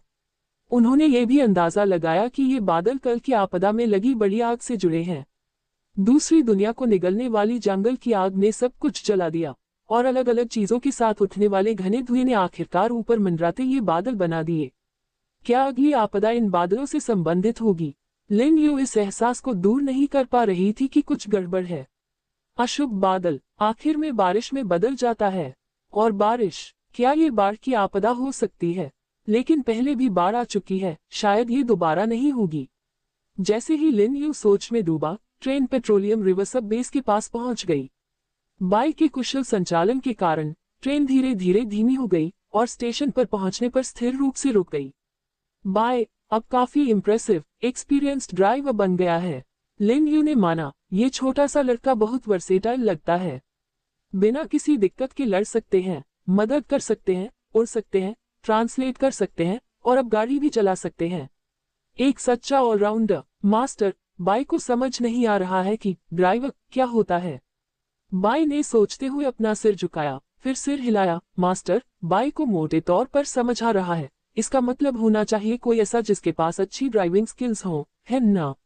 आपकी समझने की क्षमता सच में बहुत मजबूत है। लिन यू ने फिर से तारीफ की।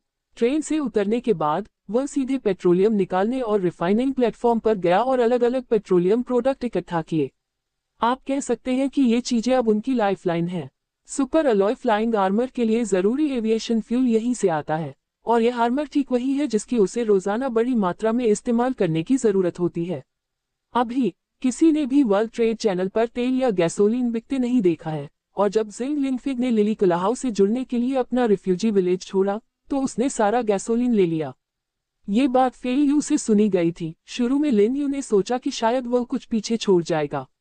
जिंग लिंगफेंग की बात करें तो लगता है उसे आए हुए काफी समय हो गया है। यू सियोवान और उसके ग्रुप को भगा दिए जाने के बाद पूरी दूसरी दुनिया की लिस्ट में तीसरे नंबर पर मौजूद जिंग लिंगफेंग और डू पिंग ने ओल्ड सन के साथ मिलकर उसे खत्म करने की कोशिश की, लेकिन डू पिंग और ओल्ड सन को हार का सामना करना पड़ा।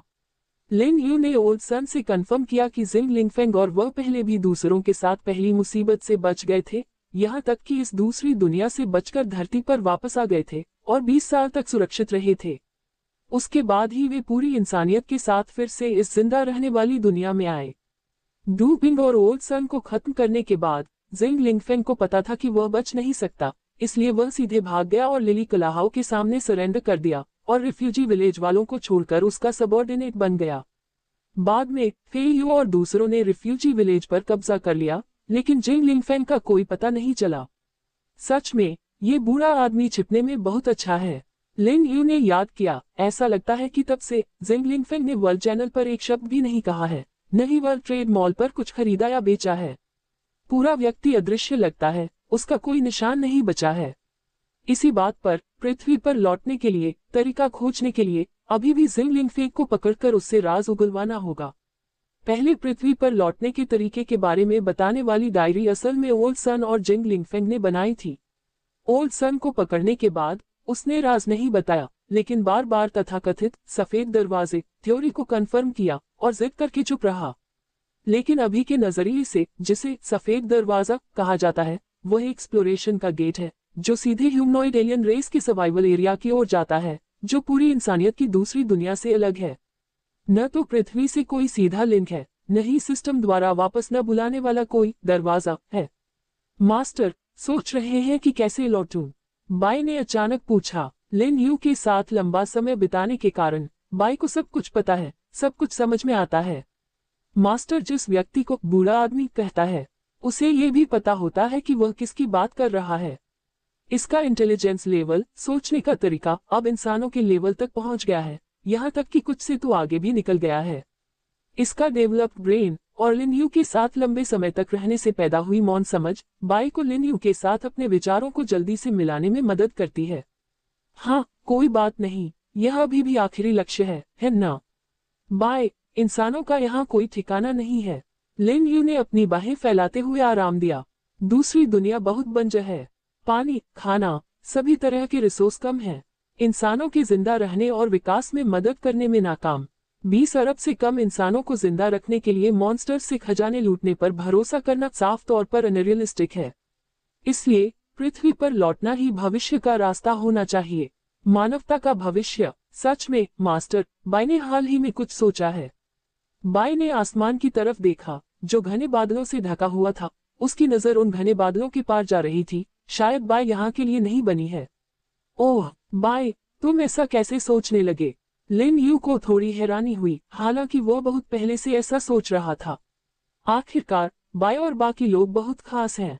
मास्टर, बाई को लगता है कि यहाँ के जीवों के उलट, बाई, यहाँ तक कि लिटिल फेयर्स और लिटिल आइस लिजर्ड में भी समझदारी है। साथ ही मास्टर ने जो एवोल्यूशन कहा है वह इस दुनिया में मौजूद चीज नहीं लगती। हाँ बिल्कुल, लिन यू ने सहमति जताई। इसके अलावा बाई को वुल्फ हेडेड मैन की पौराणिक कथाओं में बाई के होने और लिटिल आइस लिजर्ड्स के सबूत मिले। अब उसे लगता है कि आइस लिजर्ड ट्राइब इस दुनिया की मूल निवासी नहीं है। मास्टर, शायद wolf headed man, divine horn race और इंसानों की तरह हमें भी दूसरी दुनिया से लाया गया था। बाई ने अपना सिर नीचे करते हुए अपनी बात खत्म की। वह दूर स्थित विशाल शहर को देख रहा था। डिवाइन हॉर्न रेस बड़े जानवरों के मांस के टुकड़े काटने, भूनने और खाने में बिजी थे। उन्होंने उन हड्डियों को सजावट, हथियार और यहाँ तक कि नए घरों में भी बदल दिया। उनके विपरीत डिवाइन हॉर्न रेस सचमुच इस दुनिया का एक हिस्सा लगती है। और लिन यू और बाई समेत सभी इंसान अभी भी घुल मिल नहीं पाए। आखिरकार ये तो 52वां दिन है। बादलों से घिरे आसमान के नीचे पेट्रोलियम रिवर बेस की दीवारों पर लिन यू लगातार medium electric guard machine gun platform और large electric guard machine gun platform के रिग्निशन फंक्शन को एडजस्ट कर रहा था। लेकिन उनमें से 2 को एडजस्ट करने के बाद लिन यू कुछ बेसब्र हो गई। फेल यू की तरह तथाकथित फेशियल रिग्निशन को सीधे सिस्टम टैबलेट के डेटा में इंपोर्ट किया जा सकता है, जिससे वह इन डिफेंस इंस्टॉलेशन को सीधे सिस्टम टैबलेट के जरिए कंट्रोल कर सकता है। लेकिन डिवाइन हॉर्न रेस में कुल 21,972 लोग थे। ये नंबर कोई ऐसी बात नहीं थी जो लिन यू ने ऐसे ही कह दी थी। यह एक डरावना नंबर था जो उसे तब मिला जब बाई ने डिवाइन हॉर्न रेस की तरफ से उनसे बात की। इसमें कुछ ऐसे भी शामिल हैं जो अभी अभी पैदा हुए हैं, साथ ही डिवाइन हॉर्न रेस के कुछ बच्चे भी शामिल हैं। 20,000 से ज्यादा लोगों के साथ हर एक को अलग अलग सिस्टम टैबलेट में इनपुट करने में बहुत ज्यादा समय लगेगा। इसके अलावा ऑर्गेनाइजेशन के हिसाब से ये काफी गड़बड़ हो सकता था। लिन यू को इस एरिया में मैनेजमेंट का ज्यादा अनुभव नहीं था, इसलिए वह काफी कंफ्यूज्ड महसूस कर रहा था। क्या मास्टर सोच रहे हैं कि क्या करना है? बाई ने लिन यू के विचार समझ लिए। वह अभी अभी आसमान से उतरा था और थोड़ी देर चक्कर लगाने के बाद उसे आसपास कोई दुश्मन नहीं मिला। इसके बजाय झुलसी हुई और बंजर जमीन एकदम काली थी, जहां जीवित प्राणियों का कोई निशान नहीं था। जो म्यूटेटेड जीव जमीन पर दौड़ रहे थे, जो म्यूटेंट कीड़े और पक्षी हवा में उड़ रहे थे, वे सब चले गए थे।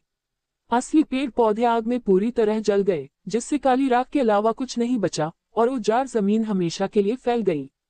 बाई को लगा कि शायद एकमात्र दुश्मन वे लिजर्डमैन ही थे, और इन दुश्मनों को पेट्रोलियम रिवर सब बेस और मेन बेस पर 2 बड़ी जवाबी घेराबंदी की लड़ाइयों के बाद बहुत भारी नुकसान हुआ था और उनके जल्द वापस आने की उम्मीद कम थी।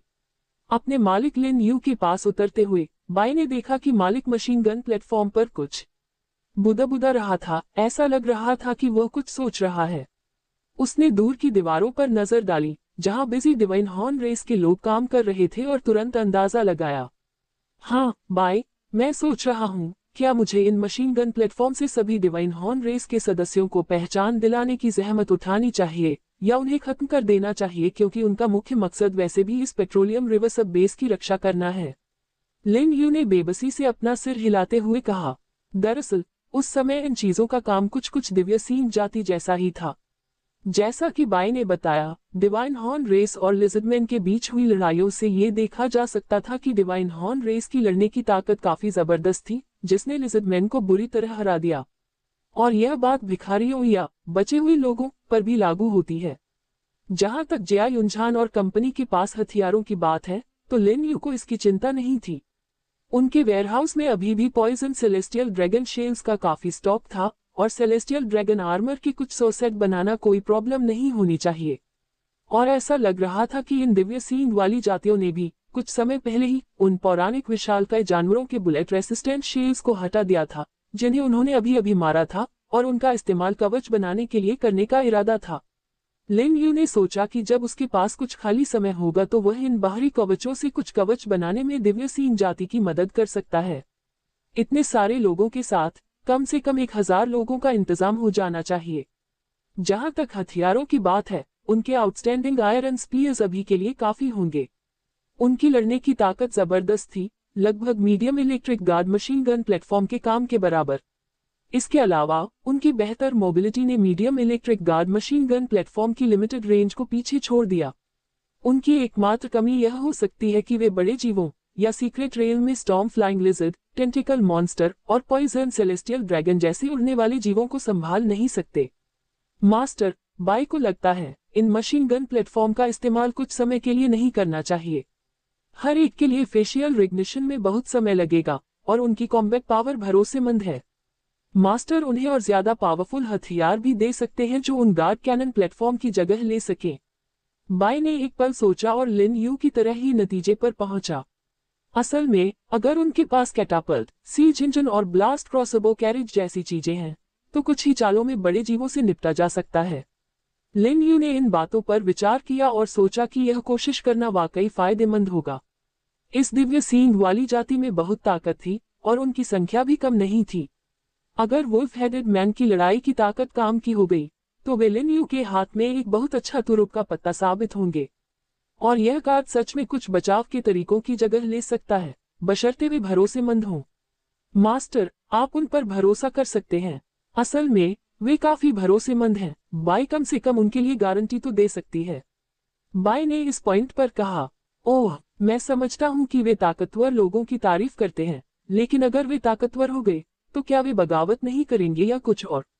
आखिरकार वे इंसानों जैसे नहीं हैं और मैं उनसे ज्यादा परिचित नहीं हूं। असल में लिन यू उनसे बहुत परिचित नहीं थी। आगे पीछे करने पर पता चला कि उन्हें मिले हुए सिर्फ एक दिन हुआ है। ये सच है कि वे ताकतवर लोगों की बात मानते हैं, हालांकि वे ताकतवर हैं लेकिन वे अभी ऊंचे लेवल पर नहीं पहुंचे हैं। लेकिन अगर वे उस लेवल पर पहुंच भी जाते तो क्या वे अब भी उतने ही बात मानने वाले होते जितने अब हैं? ये भेड़िए जैसे सिर वाले जीवों से काफी अलग है। भेड़िए जैसे दिमाग वाले लोगों के पास उन्हें काबू में रखने के लिए एक अथॉरिटी रिंग है, उन्हें डराने के लिए एक जेमस्टोन है और बाय संत के तौर पर है और वह उन पर राज करने के लिए भगवान है। लेकिन डिवाइन हॉर्न रेस साफ तौर पर अलग है। मास्टर की चिंता बाय समझता है। कल लड़ाई के बाद बाय के मन में भी ऐसा ही ख्याल आया था, लेकिन बाद में ट्राई हॉर्न लीडर से बात करने के बाद बाय को एहसास हुआ कि मास्टर को और चिंता करने की कोई जरूरत नहीं है। बाय ने कॉन्फिडेंस से दूर देखा, ऐसा लग रहा था जैसे उसे पक्का यकीन हो। ओह क्या उसने कुछ कहा? लिन यू को काफी दिलचस्पी थी। अगर सच में कोई जरूरी इंटेलिजेंस और सबूत होता जिस पर वह भरोसा कर सके तो इससे उसे जरूर कुछ उम्मीद मिलती। मास्टर चलो उस लीडर को ढूंढते हैं और वह अपने आप मास्टर को जवाब दे देगा। मास्टर प्लीज परेशान मत होइए और शायद वह जो जवाब लाएगा वह मास्टर को हैरान कर देगा। बाय ने अपने पंख फड़फड़ाते हुए आसमान में उड़ते हुए कहा और लिन यू कुछ सवालों के साथ उसके पीछे पीछे ऊपर चला गया। वे जल्द ही डिवाइन हॉर्न रेस के बड़े शहर में पहुंच गए और लिन यू इन लोगों के कंस्ट्रक्शन की स्पीड और काबिलियत देखकर हैरान रह गई। हे भगवान, उन्होंने ये घर सिर्फ एक दिन में बनाया और उन्होंने सभी शेल्टर को सड़कों और काम करने लायक लेआउट से जोड़ दिया है। उनके पास सच में कुछ स्किल्स हैं। लैंड करने के बाद लिन यू ने पाया कि ये डिवाइन हॉर्न वाले लोग सीक्रेट रेल गेट पर उसे जो पहला इंप्रेशन दिया था उससे बिल्कुल अलग लग रहे थे। शुरू में उन्हें लगा था कि ये लोग गड्ढे खोदकर एक सुपर अंडरग्राउंड जगह बना लेंगे, लेकिन इसके बजाय वे घर बना रहे थे, भले ही तेजी से, और वे कुछ कलाकारी के साथ भी काफी सुंदर और सुंदर लग रहे थे।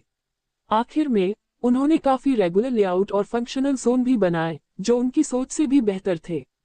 लगता है उसने सच में डिवाइन हॉर्न रेस को कमा का। मास्टर बाय इन लेआउट को नहीं समझती, लेकिन सच में मानती है कि डिवाइन हॉर्न रेस इंसानों से ज्यादा पीछे नहीं है, वे कई मामलों में मजबूत हैं। हाँ वे हैं, लेकिन धरती पर इंसान। आप भी कई बार सीक्रेट रेल गए होंगे। धरती पर इंसानों की परफॉर्मेंस दूसरी दुनिया से बिल्कुल अलग है। टेक्नोलॉजी की ताकत से पूरा इंसानी देश और शहर बहुत अलग नहीं दिखते, और इतनी सारी ऊंची इमारतों और एडवांस्ड हथियारों के साथ ये थोड़े पिछड़े इंसानी जीव उनसे मुकाबला नहीं कर सकते। लिन यू को अब भी लगता है कि यहाँ के इंसानों के पास गर्व करने के बहुत सारे कारण हैं। टेक्नोलॉजिकल डेवलपमेंट लेवल और सोशल डेवलपमेंट लेवल के मामले में वे निश्चित रूप से मिडिल एज के भेड़िए जैसे सिर वाले लोगों से कहीं ज्यादा मजबूत हैं, साथ ही इन डिवाइन हॉर्न लोगों से भी, जो मोटे तौर पर कोल्ड वेपन्स के एज में लगते हैं। लेकिन इस दूसरी दुनिया में ऐसा लगता है कि इंसान काफी गिर गए हैं। इसका कारण यह है कि अलग अलग मटेरियल और रिसोर्स पृथ्वी जैसे नहीं है, और ये दूसरी दुनिया सच में बहुत बंजर और कम है। अब तो खाने की लंबे समय की गारंटी भी नामुमकिन है, सच में कुछ चीजें करना बहुत मुश्किल होता है और उन्हें करने के लिए ज्यादा मेंटल एनर्जी भी नहीं बचती। अगर एक्स्ट्रा एनर्जी भी हो तो भी इंसान बहुत कम चेस्ट ड्रॉप रेट की वजह से रुक जाएंगे और आगे बढ़ ही नहीं पाएंगे। हालांकि इंसान अभी सिर्फ 50 दिन के हुए हैं, लेकिन सच कहूं तो इंसानों का अभी का विकास भेड़िए जैसे सिर वाले लोगों, डिवाइन हॉर्न रेस और छिपकली जैसे इंसानों से भी बहुत कम है। लिन यू असल में कई ब्लूप्रिंट जारी करना चाहती हैं, लेकिन अभी सही समय नहीं लग रहा है। इंसान अभी मिलनसार शांतिपूर्ण स्थिति तक पहुंचने से भी दूर है और यहाँ तक कि कई गुटों में बढ़ गए हैं। आम बचे हुए लोग, भिखारी और बचे हुए लोग। आम बचे हुए लोगों में भी लिली कलाहाओ और जिया युनझान जैसे लोग हैं जो परेशानी खड़ी करना चाहते हैं। बेशक इंसानों को थोड़ा आगे बढ़ने में मदद करने के लिए लिन यू ने फेई यू को भी काफी मदद दी है। उसका इरादा है कि यह आदमी पहले ज्यादातर लोगों को एक साथ इकट्ठा कर ले, फिर बहुत सी चीजें बहुत आसान हो जाएंगी। मास्टर, ट्राइहॉर्न लीडर आ गया है। वह मास्टर को जवाब देगा। बाई जानता है कि मास्टर लिन यू एक इंसान के तौर पर अब भी मानते हैं कि इंसान हर तरह से बेहतर है, लेकिन इन दिनों भेड़िए जैसे दिमाग वाले लोगों और डिवाइन हॉर्न रेस के साथ बातचीत से धीरे धीरे ऐसा लगने लगा है कि शायद फैक्ट्स वैसे नहीं है जैसा उसने सोचा था। इंसान उन साइंटिफिक टेक्नोलॉजी को दिखाए बिना जिनका जिक्र मास्टर ने किया था, भेड़िए जैसे सिर वाले लोगों और डिवाइन हॉर्न रेस से भी कहीं ज्यादा कमतर है और शायद लिजर्डमैन से भी ज्यादा अलग नहीं है। ओह, तो प्लीज ट्रांसलेट करने में मदद करो बाय, लेकिन मैं बेसब्री से इंतजार कर रहा हूँ कि वे क्या जवाब देंगे। बाय ने सिर हिलाया। ट्राइहॉर्न डिवाइन हॉर्न रेस के लीडर से बात करने के लिए मुड़ा, जिसने अभी अभी लिन यू को झुककर प्रणाम किया था, और लीडर तुरंत समझ गया। उसने जल्दी से अपने गले से एक चांदी जैसा चमकता हुआ गहना उतार लिया। यह आभूषण पहले ट्राइहॉर्न लीडर के कपड़ों के अंदर छिपा हुआ था, जो एक हार जैसा दिखता था, लेकिन हार पर छोटे छोटे पेंडेंट का एक घेरा भी था। इन पेंडेंट से अलग अलग रंगों की रोशनी निकलती थी जो रत्नों जैसी दिखती थी। 3 सींग वाली जाति के नेता ने आदरपूर्वक ये हार लिन यू को दे दिया। मास्टर, इसमें लिखा था कि यह डिवाइन हॉर्न रेस के कमांडर की निशानी है। आमतौर पर यह चीज गुफा के सबसे गहरे हिस्से में रखी जाती है, ध्यान से सुरक्षित रखी जाती है। पिछले लीडर, जिसे हमने मार गिराया था, बाहर जाते समय इसे नहीं पहनता था। ये चीज डिवाइन हॉर्न रेस के जरिए मिला पुश्तैनी खजाना भी है। बाय लगातार किनारे पर समझाता रहा, लेकिन लिन यू जेमस्टोन की तरफ आकर्षित हुआ, जो सिर्फ चावल के दाने के आकार के थे। ये रत्न, रुको, क्या ये हो सकता है? लिन यू ने देखा कि कुल 12 जेमस्टोन थे, और हालांकि वे चावल के दाने के साइज के ही थे, लेकिन उनमें कुछ रंग ऐसे थे जो उसे जाने पहचाने थे। सिस्टम की पहचान करने की क्षमता का इस्तेमाल किए बिना भी लिन यू पहचान सकती थी कि उनमें से 7 क्या थे। हीरा, नीलम, माणिक्य। हे भगवान, बाय, क्या ये हमारे जैसे नहीं है? हाँ मास्टर, बाय ने सिर्फ एक नजर डाली, लेकिन उसे पूरा यकीन है कि मास्टर के हाथ में जो हार है वह उन जेमस्टोन से काफी मिलता जुलता है। मास्टर, वे शायद ऊपर वही चीजें हैं। लिन यू ने सिर हिलाया। उसने फिर ध्यान से देखा और उस पर लगे सभी 12 रत्नों को पहचान लिया। Diamond, ruby, sapphire, emerald, fluorite, amethyst, opal, cat's eye stone, sea blue gem, imperial topaz, pink tourmaline, garnet. उनके नाम कंफर्म करने के बाद लिन यू ने गहरी सांस ली। मास्टर, लीडर ने कहा कि ये गहने उन टुकड़ों से बने हैं जो उनके पूर्वजों ने दुश्मनों से पवित्र पत्थर छीनने के बाद मिले थे, जो पूरी दिव्यसीन जाति को लीड करने की शक्ति का प्रतीक है। बाय ने लिन यू का एक्सप्रेशन देखा और जान गया कि उसका अंदाजा सही था। तो तथाकथित दुश्मन। लिन यू ने लिजर्डमैन और वुल्फ हेडेड मैन के बारे में सोचा, लेकिन इसमें कोई शक नहीं था कि चाहे वह कोई भी हो, ये तथाकथित जेमस्टोन का टुकड़ा आखिरी मंजिल की ओर इशारा करता है। लिन यू ने लीडर की ओर देखा, जिसने अभी भी सम्मान बनाए रखा, लेकिन जब उसने बूढ़े एक्टर का सफायर और निकाला तो वह अपने सामने डिवाइन हॉर्न रेस नाम के ह्यूमनॉइड ग्रुप का सबसे हैरान करने वाला एक्सप्रेशन देख सकता था। नेता लगभग तुरंत जमीन पर गिर पड़ा, बार बार चिल्लाने लगा, जबकि सभी दिव्यसीन जाति के लोग, चाहे वे कुछ भी कर रहे हों, जोर शोर से चिल्लाते हुए जमीन पर गिर पड़े। मास्टर, वे कह रहे हैं, पवित्र पत्थर धारक। बाय ने अनुवाद किया। ऐसा लग रहा था कि वह बहुत समय से इस स्थिति को देखना चाहता था। पवित्र पत्थर धारक। लिन यू को सच में वह जवाब मिल गया जो वह चाहता था। पवित्र पत्थर धारक होने का क्या अर्थ है? मास्टर, पवित्र पत्थर रखने वाले को दिव्यसीन जाति में भगवान के नाम से जाना जाता है। ओह बेशक, ये फिर से भगवान से जुड़ा हुआ है। ये शब्द एक बार फिर आता है। लिन यू को लगा कि वह समझ गया है कि बाई उस समय क्या कहने वाला था। इसके बाद उसके सामने ये दिव्य सींग वाली जाति पूरी वफादारी से उसका पीछा करेगी और 21,000 से ज्यादा लोग उसके सबसे तेज भाले बन जाएंगे और रास्ते में आने वाले किसी भी दुश्मन को खत्म कर देंगे। लगता है मेरी ताकत फिर से बढ़ गई है। अपने सामने दिव्य हॉर्न रेस की जोशीली और वफादार आंखों को देखते हुए, जो उनके प्रति अपनी अटूट वफादारी दिखा रही थी, लिन यू को इस बार काफी संतुष्टि महसूस हुई। मास्टर, लीडर ने कहा कि अब से आप ही एकमात्र भगवान हैं जिन्हें वे मानेंगे, भले ही उनकी जान चली जाए, वे इस विश्वास को बनाए रखेंगे। बाई भी लिन यू के लिए बहुत खुश था, क्योंकि उसे एक बार फिर से लॉयल फॉलोअर्स मिल गए थे। लिन यू ने सिर हिलाया। 21,000 से ज्यादा लोगों की टीम अगर आराम से 1,000 लोगों को निकाल ले, तो वह आसानी से लिज़र्डमैन को हरा सकती थी और उन्हें भागने पर मजबूर कर सकती थी। पहले उन्हें खड़ा करो, ये ठीक नहीं है। वैसे उन्हें कुछ देर के लिए इकट्ठा करो, मुझे कुछ कंफर्म करना है।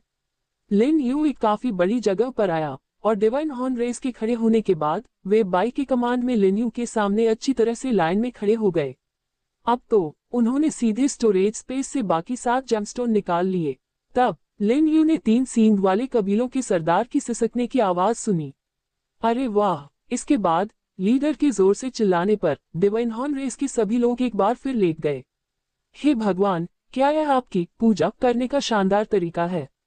तथापि असल में इससे एक बार फिर यह साबित हो गया कि ये जेमस्टोन न सिर्फ लिज़र्डमैन के साथ गहराई से जुड़े हुए हैं, बल्कि वुल्फ हेडेड मैन के पास मौजूद दिव्य कलाकृतियां भी थीं। और अब लिन यू को एहसास हुआ कि डिवाइन हॉर्न रेस और उनके बीच भी एक अहम कनेक्शन है। फिर भी ये रत्न, लिन यू ने एक बार फिर हार को देखा। 12 रत्नों के नाम अब पूरी तरह उसके दिमाग में थे। उनके पास पहले से ही diamond, ruby, sapphire, emerald, fluorite, amethyst, opal, cat's eye stone जैसे ओरिजिनल स्टोन थे, जबकि बाकी sea blue gem, imperial topaz, pink tourmaline और गार्नेट उनके लिए नए थे। ये रत्न दुनिया में कहाँ बिखरे हुए हैं और जमीन के नीचे कहाँ दबे हुए हैं, यह अभी पता नहीं है। लेकिन इसमें कोई शक नहीं कि डिवाइन हॉर्न रेस लीडर के नेकलेस ने उसे एक जरूरी सुराग दिया। जब तक वह खास तौर पर इन जेमस्टोन्स को ढूंढता है, तब तक कोई प्रॉब्लम नहीं होनी चाहिए। मास्टर, ऐसा लगता है कि उन्होंने पूरी तरह से आपके सामने सरेंडर कर दिया है, बाई ने एक बार फिर कंफर्म किया। डिवाइन हॉर्न रेस के 2,21,000 सदस्यों ने लिन यू को पूरी तरह से भगवान मान लिया था। ये बहुत बढ़िया है। लिन यू ने सिर हिलाया। उसे राहत मिली कि डिवाइन हॉर्न रेस के भरोसे के बारे में चिंता करने की कोई जरूरत नहीं थी।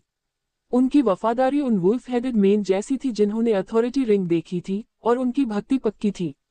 आगे intermediate electric guard machine gun platform से छुटकारा पाने के बारे में झिझकने की कोई जरूरत नहीं है। उन्हें पूरी तरह से अलग करना ठीक रहेगा। शुरू में इन्हें आसानी से आग पकड़ने वाले तेल रिफाइनिंग प्लेटफॉर्म के पास रखने से काफी खतरा था। बिल्कुल सही, उन्हें तोड़ना ही सही तरीका था। ये सोचकर लिन यू ने बाई की तरफ देखा। बाई, यहाँ इतने सारे डिवाइन हॉर्न रेस के सदस्यों की जरूरत नहीं है। ये साफ है कि वे यहाँ तंग हैं और खाने के सोर्स भी कुछ कम होंगे। स्केल बहुत बड़ा है और दिक्कतें आ सकती हैं। क्या मालिक उन्हें अलग अलग जगहों पर भेजना चाहते हैं, या मालिक के कुछ और प्लान हैं?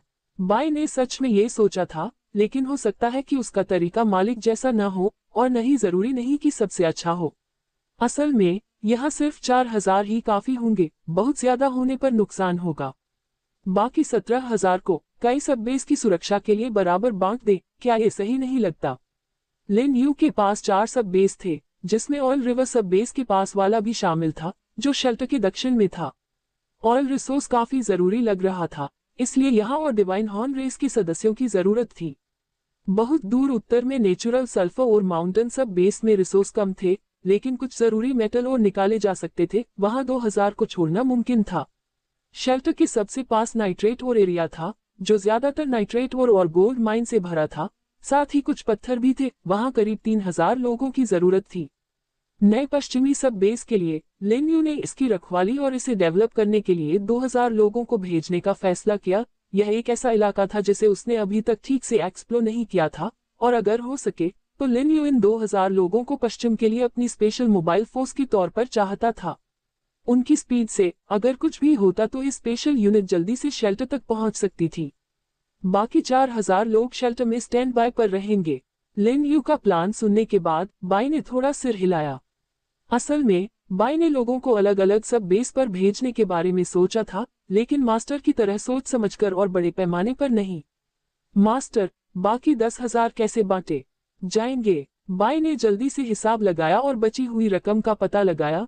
बाई सुनना चाहता था कि लिन यू 10,000 डिवाइन हॉर्न रेस के सदस्यों की बड़ी संख्या का सही इस्तेमाल कैसे करना चाहता है। बाई, वहां के नाफरमान, लगातार विरोध करने वाले वुल्फ हेडेड आदमियों से निपटने के लिए 7,000 लोगों को भेजो। शेल्टर के चारों ओर पहरा देने के लिए 1,000 लोगों को भेजो, और बाकी 3,000 लोग सीक्रेट रेल्म तक मेरे पीछे आएंगे ताकि ज्यादा से ज्यादा सीक्रेट रेल्म के जानवरों को मार सकें। लिन यू को लगा कि यह बंटवारा सबसे ज्यादा सही और साइंटिफिक होना चाहिए, क्योंकि डिवाइन हॉर्न रेस के 21,000 से ज्यादा सदस्य यहाँ इकट्ठा होते हैं, और अगर वे यहाँ इकट्ठा होते हैं तो उनकी लड़ने की काबिलियत अच्छी तरह से पक्की हो सकती है, जिससे बाद में कोई भी दिक्कत न हो। उन्हें बांटकर और चलाकर और अलग अलग काम और रोल देकर एक ही समय में शेल्टर और सब बेस की सुरक्षा के साथ साथ अलग अलग लड़ाई के कामों को मैनेज करके दोहरा मकसद पूरा किया जा सकता है। मैं समझ गया, बाई समझ गया। सच में इस तरह से काम करने से डिवाइन हॉर्न रेस की बड़ी संख्या का अच्छे से इस्तेमाल हो पाता है, बाई ने कहा। मास्टर, क्योंकि अभी दिन की शुरुआत है तो चलो शुरू करते हैं और एक एक करके काम पूरा करते हैं। लिन यू ने सिर हिलाया। पहले बाई को निर्देश दिया कि वह डिवाइन हॉर्न रेस को जमीन से उठने दे और फिर उन्हें अपना आइडिया बताया। दिव्य सीन जाति पर उनके पूरे अधिकार के बिना 21,000 से ज्यादा लोगों को इकट्ठा करना नामुमकिन होता। ये सोचते हुए जब बाई ने ऑर्डर दिए, लिन यू ने सुपर एलॉय फ्लाइंग आर्मर को एक्टिवेट किया और उसका फ्लाइट मोड शुरू किया और पेट्रोलियम रिवर बेस के बाहरी इलाके की ओर उड़ गया। अब चीजों को अलग करने का समय आ गया था। लिन यू ने सबसे पहले रोबोटिक कुत्तों को स्टोरेज स्पेस में रखा, उसके बाद बीच के electric guard machine gun platform रखे और फिर बड़े electric guard machine gun platform को सिर्फ बड़े जीवों पर हमला करने के लिए सेट किया। जहां तक एरियल डिफेंस के लिए बने medium electric guard machine gun platform की बात है, लिन यू ने उन्हें रखने का फैसला किया।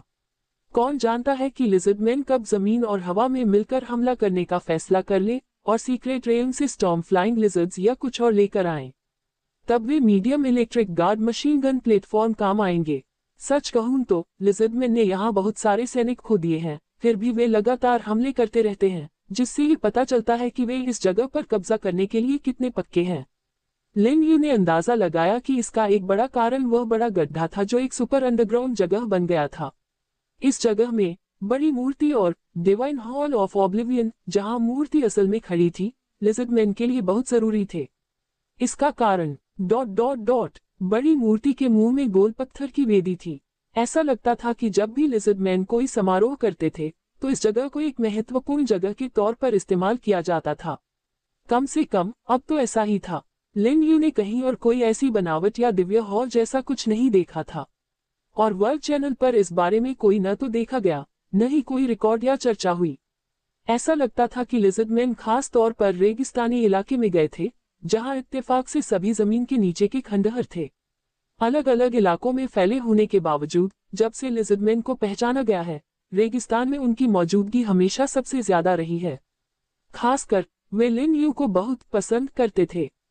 चाहे वह जमीन के नीचे के खंडहर हों, डिवाइन हॉल ऑफ ऑब्लिवियन हो या कहीं और, लिजर्डमैन का उससे सामना होता रहता था। इतना ही नहीं, उन्होंने भिखारियों और बचे हुए लोगों के साथ मिलकर उसके शेल्टर या सब बेस पर हमला कर दिया। शेल्टर पर इतनी बार हमला हुआ था कि लिन यू को याद भी नहीं था। सभी सब बेस में से पेट्रोलियम रिवर सब बेस पर सबसे ज्यादा हमले हुए। इसलिए यहाँ 4,000 से ज्यादा डिवाइन हॉर्न रेस के सदस्यों को लाना एक समझदारी भरा फैसला था।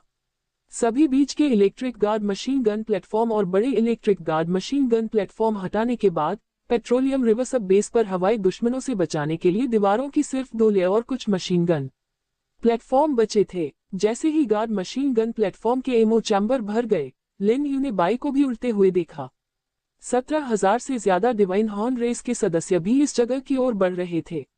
बाई, डिवाइन हॉर्न रेस के सदस्यों को लहरों में ले जाओ, पहले शेल्टर तक, फिर उन्हें हर सब बेस में संख्या के हिसाब से बांट दो, और बाकी लोग तुम्हारी लीडरशिप में नेचुरल सल्फर और माउंटेन सब बेस से गेट ऑफ एक्सप्लोरेशन के रास्ते फीयू के शेल्टर तक जाएंगे। उन्हें काम देने के बाद तुम या तो शेल्टर में वापस जा सकते हो या वुल्फ हेडेड मेन को हराने में उनके साथ शामिल हो सकते हो। Master, by divine horn race के योद्धाओं के साथ वुल्फ हेडेड मेन के शहरों को जीतने के लिए जाना पसंद करेगा। हालांकि लगभग आधे वुल्फ हेडेड मेन मास्टर के सामने झुक गए हैं, बाकी को काबू करना मुश्किल है और उन पर सीधा हमला करना होगा। ये डिवाइन हॉर्न रेस के योद्धा बहुत ताकतवर हैं और उनकी ताकत का वहां पूरा इस्तेमाल किया जा सकता है। बाय मास्टर की उम्मीदों को भी जल्दी पूरा कर सकता है।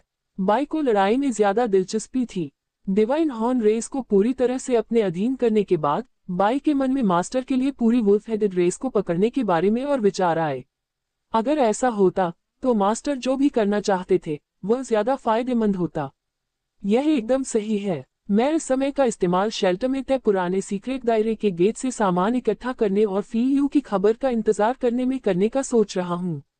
इसके अलावा मैं उस सीक्रेट दायरे को खोजना चाहता हूँ जहाँ तीसरा पौराणिक जीव रहता है। बाय, इस दौरान मैं वुल्फ हेडेड मेन के पास की चीजें तुम्हारे लिए छोड़ दूंगा। लिन यू ट्रेन में चढ़ गई और ट्रेन तेजी से आगे बढ़ने लगी। बाय ने जाती हुई ट्रेन को देखा। उसे पता था कि उस पर जो काम था उसका बोझ बहुत भारी था और सबसे जरूरी बात, उसकी अहमियत बढ़ गई थी। डिवाइन हॉर्न रेस इकट्ठा होती रही, लगातार शेल्टर की तरफ जाने के लिए ट्रेनें लेती रही, जबकि बाकी 4000 बाय के भेजे गए ऑर्डर के तहत लिजर्डमैन से बचने के लिए तैयार हो गए। जल्द ही समय निकल गया। शेल्टर में लौटने के बाद लिन यू ने बड़े कंक्रीट और स्टील के सामान के साथ साथ टेबल, कुर्सियां, कागज और फर्नीचर को सिस्टमेटिक तरीके से जमाना शुरू कर दिया। ये चीजें काफी जगह घेरती थीं और आमतौर पर ज्यादा काम की नहीं थी। कुछ चीजें सुझाने के बाद लिन यू ने एक और समस्या के बारे में सोचना शुरू कर दिया। ये दिव्य सीन क्या खाएंगे? अनाज, मांस और दूसरी खाने की चीजों की मौजूदा सप्लाई बाय और उसके लिए 100 साल तक चलने के लिए काफी थी, लेकिन इतने सारे और दिव्य हॉर्न के साथ पेट्रोलियम रिवर सब बेस के उन लोगों के अलावा जो बड़ी बड़ी बायोलॉजिकल लाशों के मांस पर निर्भर होकर कुछ समय तक जिंदा रह सकते थे, और 7000 दिव्य हॉर्न जिन्हें बाय को लेना था, जो आत्मनिर्भर हो सकते थे। बाकी 10,000 दिव्य सींगों को अपना खाना उससे लेना होगा। 10,000 दिव्य सींगों के पैमाने पर यह अनुमान लगाया गया कि लगभग 10 दिनों के भीतर वे उसका सारा खाना खा जाएंगे। म्यूटेंट जीवों की बात करें जो खाने का पक्का सोर्स थे, तो वे आपदा के दौरान लगी बड़ी जंगल की आग में पूरी तरह राख हो गए थे। अब तक किसी म्यूटेंट जीव का कोई निशान नहीं देखा गया था। यहाँ तक कि रातें भी ज्यादा सुरक्षित हो गई थीं और अब लिजर्डमैन के पसीने और खून से खुद को भिगोने की जरूरत नहीं थी। हालांकि इस वजह से न केवल दिव्य सींग बल्कि सभी जीवित बचे लोग फैलते हुए खाद्य संकट में पड़ने लगे थे। फिर भी इसका कोई समाधान नहीं है। गेट ऑफ एक्सप्लोरेशन साफ तौर पर इसी मकसद के लिए बनाया गया था, और लिन यू का मानना था कि यह गेट ऑफ एक्सप्लोरेशन के अंदर इंसानों और इंसानों जैसी जातियों के बीच झगड़े की असली वजह भी बन सकता है। आखिर उन इंसानी नस्लों को इस तरफ से बहुत ज्यादा भूखे इंसानों का सामना करना पड़ेगा जो खाना छीनने की बहुत ज्यादा कोशिश करेंगे। इस बार दूसरी दुनिया में फैली जंगल की आग ने गेट ऑफ एक्सप्लोरेशन वाली तरफ कोई असर नहीं डाला। बाय के फीडबैक से पता चला कि वुल्फ हेडेड मेन पर भी इस खास आग का कोई असर नहीं हुआ था और डिवाइन हॉर्न रेस के लिए कोई घटना नहीं हुई थी। अगर यह बात न होती कि किसी मुसीबत के आने पर इंसानों को गेट ऑफ एक्सप्लोरेशन के अंदर के सिस्टम से निकाल दिया जाता, तो शायद पूरी इंसानियत इस मुसीबत से भरी दूसरी दुनिया से बचने के लिए अलग अलग गेट्स ऑफ एक्सप्लोरेशन में चली जाती। जब बाय डिवाइन हॉर्न्स को अलग अलग जगहों पर ले जा रहा था और उन्हें कमांड कर रहा था, तो वह लिन यू के पास भी थोड़ी देर के लिए रुका और लिन यू ने बाय के साथ अपने विचार शेयर किए। समझ गए मास्टर, मैं शेल्टर में मौजूद 1000 डिवाइन हॉर्न्स को खास तौर पर खाना ढूंढने के लिए उनके गेट ऑफ एक्सप्लोरेशन में भेजूंगा। फिर इस खाने को अलग अलग सब बेस तक पहुंचाने के लिए बीच से छोटी दूरी की ट्रेनों का इस्तेमाल करूंगा। इस तरह हम सच में कुछ समय के लिए सभी डिवाइन हॉर्न्स को खाना दे सकते हैं, जिससे खाने की कोई कमी नहीं होगी। ये सुनकर बाय ने तुरंत मालिक का आदेश देने का फैसला किया। असल में खाने की दिक्कतों को हल करने के बाद ही इन योद्धाओं का जिंदा रहना मुमकिन है। अब ऐसा लगता है कि चीजें आखिरकार सही रास्ते पर आ गई हैं। ये सब पूरा करने के बाद लिन यू ने आखिरकार राहत की सांस ली। समय बिना हमारे ध्यान में आए निकल जाता है। लिन यू को ऐसा लगा जैसे उसने तय किए गए पुराने सीक्रेट दायरे के गेट से लाए गए अलग अलग छोटे छोटे टुकड़ों को साफ करने में लगभग पूरा दिन लगा दिया हो। पेंसिल, रूलर, इरेजर जैसी छोटी चीजों से लेकर ऐसी चीजें जिन्हें सामान भी नहीं माना जाता, जैसे राख या जमी हुई धूल, विभिन्न पाइपों, मशीनरी, प्रबलित कंक्रीट और अधिक जैसी बड़ी चीजों के लिए कल्पना की जा सकने वाली हर चीज। कुछ चीजों का इस्तेमाल किया जा सकता था लेकिन कुछ, चाहे उन्हें कैसे भी देखा या तोड़ा गया हो, कच्चे माल से ज्यादा कुछ नहीं थी, जबकि धूल और रद्दी कागज जैसी चीजें सिर्फ कचरा और कबाड़ थी। लिन यू जितना ज्यादा सफाई करता, उतना ही ज्यादा उसे फेयू और दूसरों से जलन होती, कम से कम उन्हें कुछ मदद तो मिलती थी। अब उसके आसपास की छोटी बर्फ की छिपकलियां डिवाइन हॉर्न रेस से लड़ने या उनकी रक्षा करने के लिए निकली हुई थी, अलग अलग बेस के बीच सफर कर रही थी और लगातार ट्रेनों में इस रेगिस्तान में आती जाती रहती थी। या वे अलग अलग अंडरग्राउंड खंडहरों में बचे हुए लिसडमेन को खत्म कर रहे थे, या अलग अलग शिकार का शिकार करने में मदद करने के लिए गेट ऑफ एक्सप्लोरेशन तक कुछ डिवाइन हॉर्न रेस के सदस्यों का पीछा कर रहे थे।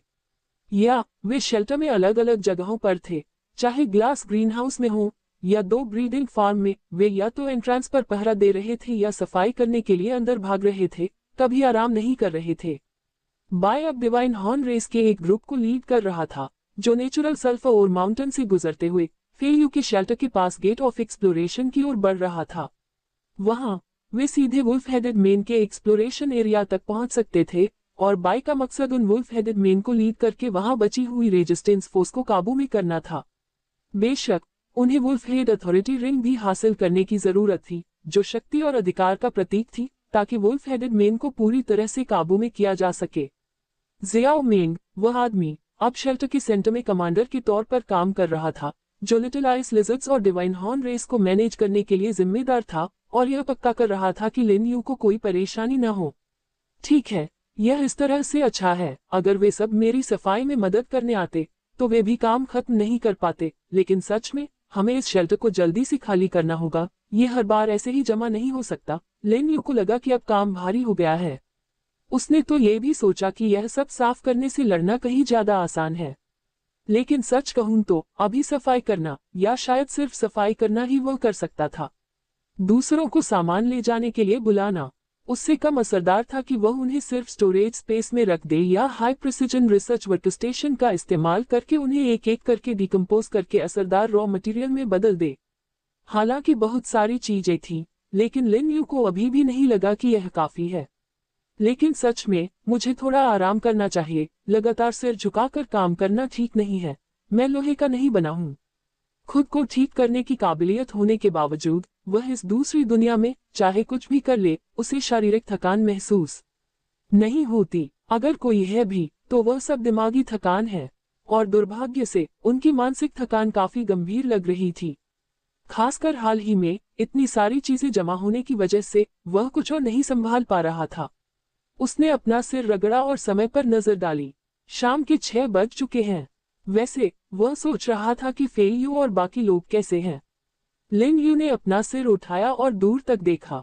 सूरज पहाड़ों के पीछे डूब चुका था, और जैसे ही आखिरी लाल किरणें गायब हुई, लिन यू ने आखिरकार देखा कि आसमान में रात हो गई थी।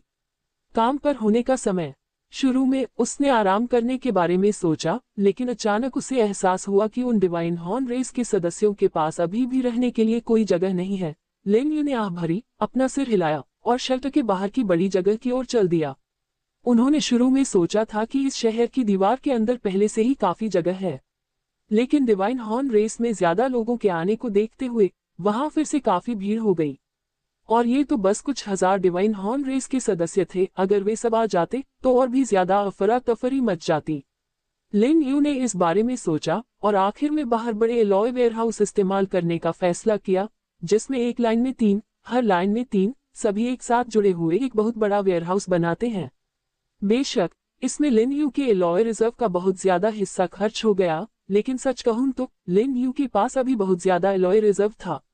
अभी के लिए ये कुछ हजार लोगों के रहने के लिए काफी होना चाहिए।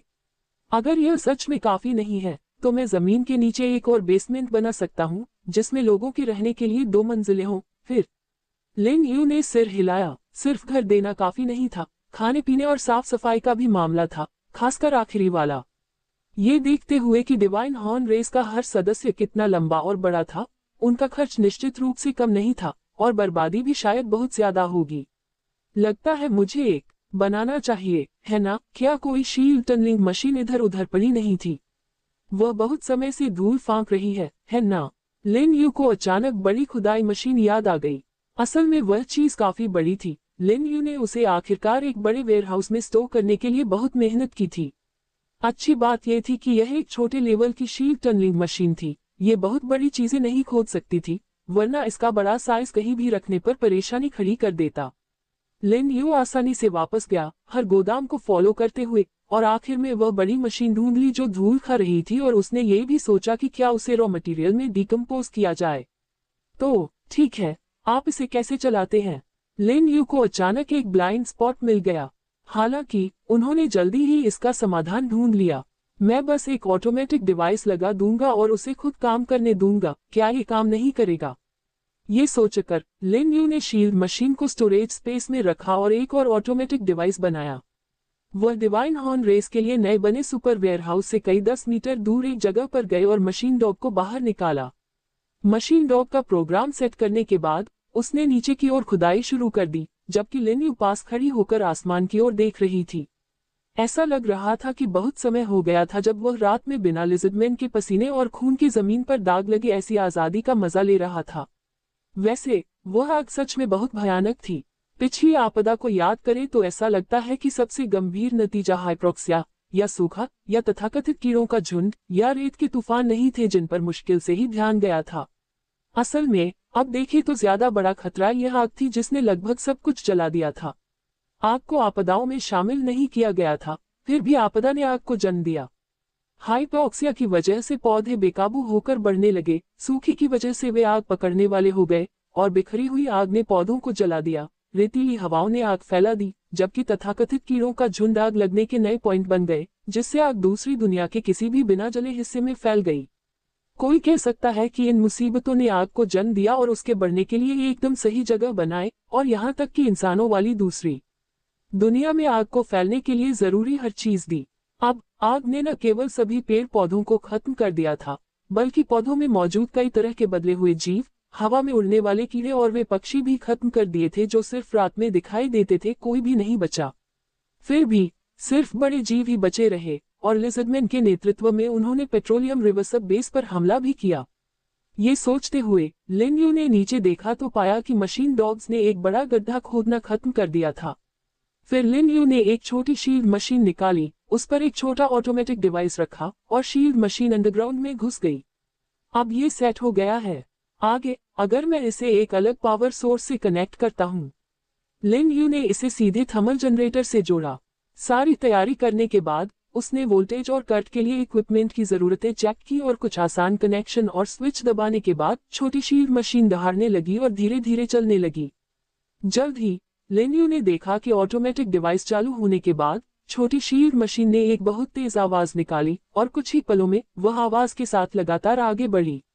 बहुत खूब। लिन यू सच में हैरान थी कि छोटी शील्ड मशीन का जोर कितना ताकतवर था और यह धीमी भी नहीं थी। छोटी शील्ड मशीन को लगातार जमीन में घुसते देख एक बहुत बड़ी खाई तेजी से उभरी जो लंबी होती जा रही थी। लेकिन करीब 1 किलोमीटर आगे बढ़ने के बाद ये पहले से तय जगह पर ही रुक गया और बहुत आज्ञाकारी रहा। खाई को देखने पर पता चला कि यह लगभग 7 या 8 मीटर चौड़ी और लगभग उतनी ही गहरी थी और इसके अंदर बहुत कम ढीली मिट्टी थी। बुरा नहीं, ठीक है, क्या अब इसे मजबूत किया जाना चाहिए? लिन यू ने सबसे पहले छोटी शील्ड मशीन के तार इकट्ठा किए और फिर गड्ढे में से ढीली मिट्टी को हटाकर बहुत सारा पत्थर निकाला। तेजी से जगह बनाकर उसने जल्द ही नदी के किनारे की तरह लगभग 1 किलोमीटर लंबे इस बड़े टॉयलेट का निचला हिस्सा बिछा दिया। नदी के तल पर उन्होंने 3 मीटर चौड़ी और 8 मीटर लंबी सपोर्टिंग दीवारें बनाई। इसके बाद वह जल्दी से शेल्टर में वापस भागा, कुछ रीबार सीमेंट ब्लॉक लिए, उन्हें डिकम्पोज किया और 1 किलोमीटर लंबा और 10 मीटर चौड़ा एक बड़ा ढक्कन बनाया। ढक्कन पर उन्होंने बीच के हिस्से में 1 किलोमीटर लंबी पत्थर की दीवार बनाने के लिए पत्थरों का इस्तेमाल किया, क्योंकि डिवाइन हॉर्न रेस भी जेंडर सेग्रीगेशन को मानती है ना? फिर ड्रिलिंग का चरण आया। लिन यू ने अपने माथे से पसीना पोंछा। उसे एहसास हुआ कि एक बड़ा टॉयलेट बनाने में काफी मेहनत लगती है। उन्होंने लंबाई में हर 2 मीटर पर एक स्क्वेट होल ड्रिल किया, इसी तरह चौड़ाई में भी, जिससे हर 2 मीटर और 8 मीटर की जगह में 8 स्क्वेट पोजीशन बन गई। बेशक लिन यू ने पार्टीशन के मुद्दों पर विचार किया और वह बहुत ज्यादा सटीक नहीं थी। जल्दी से उन्होंने लगभग 3000 छेद ड्रिल किए और इस बड़े टॉयलेट में ज्यादा खुलापन न हो इसके लिए कंपार्टमेंट को अलग करना शुरू कर दिया। लंबाई में हर 20 मीटर पर एक पार्टीशन था, जिसे ढकने के लिए लोहे की चादर की छत लगाई गई थी। आखिरकार उन्होंने वायरिंग का इंतजाम किया और लाइट बल्ब लगा दिए। काम को अच्छी तरह से पूरा करने के बाद लिन यू को अचानक एक आवाज सुनाई दी। आपको एक group sized giant dry toilet blueprint X1 मिला है। वाह, क्या ये पहले नहीं हो सकता था? लिन यू ने बेबसी से सोचा। ब्लूप्रिंट को देखते हुए उसे एहसास हुआ कि इसके लिए 3000 यूनिट पत्थर, 2000 यूनिट लकड़ी, 200 यूनिट लोहे की ब्लॉक, 100 यूनिट वायरिंग और 200 लाइट बल्ब की जरूरत है। उसे अचानक सिस्टम डिजाइन काफी बेहतर लगा। शुरू में उन्होंने ये टॉयलेट डिवाइन हॉर्न रेस की बेसिक जरूरतों को एक तय समय में पूरा करने के लिए बनाया था। जब टॉयलेट लगभग भर गया तो उन्होंने जमीन की स्ट्रक्चर को हटाने या बस उसे नजरअंदाज करके डिवाइन हॉर्न रेस के लिए कहीं और नया टॉयलेट बनाने का प्लान बनाया। अब सिस्टम से ये देर से मिला ब्लूप्रिंट मिलने के बाद में दूसरा बनाना उतना मुश्किल नहीं होगा जितना सोचा गया था।